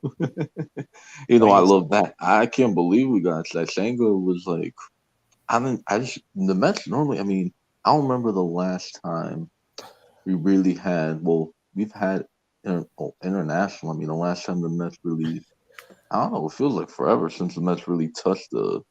What we're talking about is the Japanese players. Of course, the Yankees got Tanaka. You know, Otani went to the Angels, but like, right. It just feels like the Mets are doing everything they would never have done 5 years ago, and obviously it helps with the owner we got. But like, I just feel like they're letting the brain trust do what they can, and it just feels definitely because again our rotation, like that was very surprising to see that even with Verlander and Scherzer, you get Senga and you got Quintana, and then your fifth starter you can fill out with McGill or Peterson. Like it's good to have these options. Again, the way I see it is like how like during the postseason, like if the Mets just happen to be a wild card again, can Verlander and Scherzer get us through into an actual, and even if you get a 5-game series, will these guys be able to fit? And that's why I think the Mets, honestly, they need to go for youth. Like I think Alvarez needs to be called up, and even Beatty. Like I like what Beatty did in his little stint. I mean, he didn't hit for a high average, but he has some power for a third baseman. I think that's really where the Mets ceiling is holding them from being a division winner. Like get those young guys up, and maybe they could actually do something. I feel like that's what kind of made the 2015 Mets good, because they called up Conforto, they traded for Cespedes. Like those were moves that people didn't really think were major back then, but then became major because they put those guys in the right position to succeed and to hit and everything. Sometimes you get luck. I mean, luck is a big part of it. I mean, baseball, luck is a big part of baseball. I mean, that goes without saying. If you get hot at the right time, you can win. You can win the whole thing. Just ask Atlanta, just ask Washington. So, I mean, do you guys think it could be like that for the Yankees if they got, if they let Perez and I'm forgetting his name, Volpe? Outfielder. Volpe, and then also he plays all the positions. I don't know why I forget his name right now. Cabrera, yeah, I like him. I mean, do you think if you just let those guys free, let them play every day with a Judge, with a Rizzo, even LeMahieu, like, do you think that is what you guys need to really bolster into, like, you really maybe even become a dynasty? You think that's what it takes for even the Mets too? Bring those guys up and let them just be free.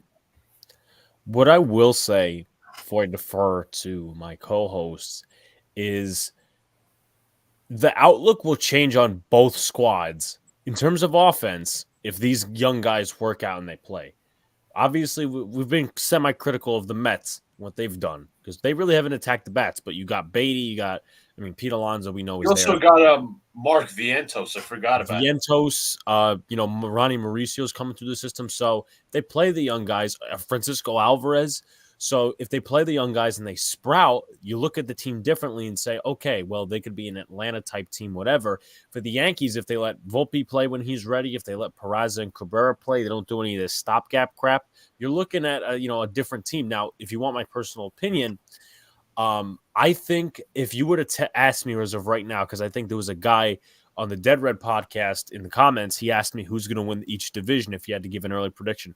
I say the Yankees right now because there is no competition for them. The Orioles, they're doing their thing, but the Blue Jays didn't get better. the Rays haven't gotten better. So I don't really see the improvement. Therefore, the Yankees could have an overall just, good start to the season, and that lifts them in the playoffs. Donald, your thoughts? No, you're right, man. Let's pick up some points in the chat here. How do you feel about McCarthy? Pete's been talking about him up a lot. Maybe I'm not too familiar with Jake McCarthy. I think he had a solid season last year, but let's see. Hold on. I know the Yankees are hot after the Diamondbacks outfielders. Yeah, Jake McCarthy. 283 last year, 8 home runs, 43 RBIs in 99 games. So you're picking up the ceiling, if anything.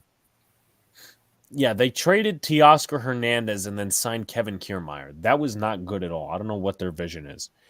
Just ask Philly, who would have thought they would have made to the World Series. That's a good point. Yeah, I'd jump off the Empire State Building if there was a Mania Bassett reunion for the Yankees. Would not feel good about that. Luca, your thoughts? I agree with your point 100% about the young players playing. I mentioned the Mets have some rising stars. Hopefully, Vientos can play third. Beatty can play left field. Him and Kana can platoon. Francisco Alvarez being the catcher. You obviously got homegrown guys like Nimmo and Pete Alonso as well. Yankees could do the same. They have Peraza and Volpe. But listen, it's going to come down to the young guys. They can be successful. We just got to make them that way. Yeah, of course. McCarthy is a lefty baiter, says Rob. But with that being said, MH, any final thoughts? No. I mean, I think the Knicks definitely need to call up Bugs Bunny and let him run the point guard. Brunson is out. Brunson now is. Brunson has a sprained ankle. He sprained his ankle. We gotta get Bugs Bunny in. He's dribble better than RJ Barrett. Sorry RJ, but he is. I mean, most people dribble. I mean, nothing against RJ. I love RJ, but damn, that needs to be just like he improved his free throw shooting. Next offseason, he gotta improve his dribble. I mean, goddamn. Oh, he's the worst dribbler. Get Bugs Worst handles. Get Bugs Bunny in here, and we could be fine. Probably the worst handles for a guard / forward in the NBA, in my opinion. And he's still, but that's what's crazy. The man still gets 20 points. Like sometimes I think there's the last point I want to make. Sometimes I feel like we take RJ for granted, but yet he's still kind of he's 40% shooting. I mean, it's not like that's not good. It's a weird player, and I think that's why the Knicks and even fans alike don't know how to really react. He's polarizing. Not to the level like Daniel Jones was. I mean, Daniel Jones was polarizing before for all the wrong reasons. RJ's almost like right in the middle, like it's dead in the middle. You have fans who think he can be a star, or he can just be, nothing, or be maybe an okay, good starter. But like that's really all it is. So, but that's his ceiling, in my opinion. He will not be a star. I can guarantee you. I'll put my house. He will never be. It's literally been the Knicks. It's either star or nothing. Like I feel like they need to get that mindset out. I mean, the Mets and the Yankees, at least they know who their stars are. I mean, thank God they do, because if they didn't, then they wouldn't be first place, or they wouldn't be in the wild card. So hopefully they all of our teams stay consistent, and let's hope for the best. And thank you guys again. I appreciate taking the time to take my call. Late this evening, especially in New York. It was snowing today, so. Guys, stay bundled up. Take care, guys. Peace. Take care, man. Peace out. Great call-in show as always, but I think we ought to finish up re-diagnosing this film. Bugs Bunny at the point. I mean, he just toasts this guy. No help defense whatsoever. Just a couple of spin moves. Ball fake. That's fantastic. That's my move right there. That's the star move. Pass inside of Marty the Martian. Bugs Bunny. Fake. Oh. Imagine if he dunked it. Imagine if he had dunked that. And then there's another meme I want to show you. Oh, no. This has sound on it, so give me 1 second. I know we're trying to conclude as fast as possible. This is a Tua meme. Oh no. Tua under the bright lights. I seen this one. Hold on.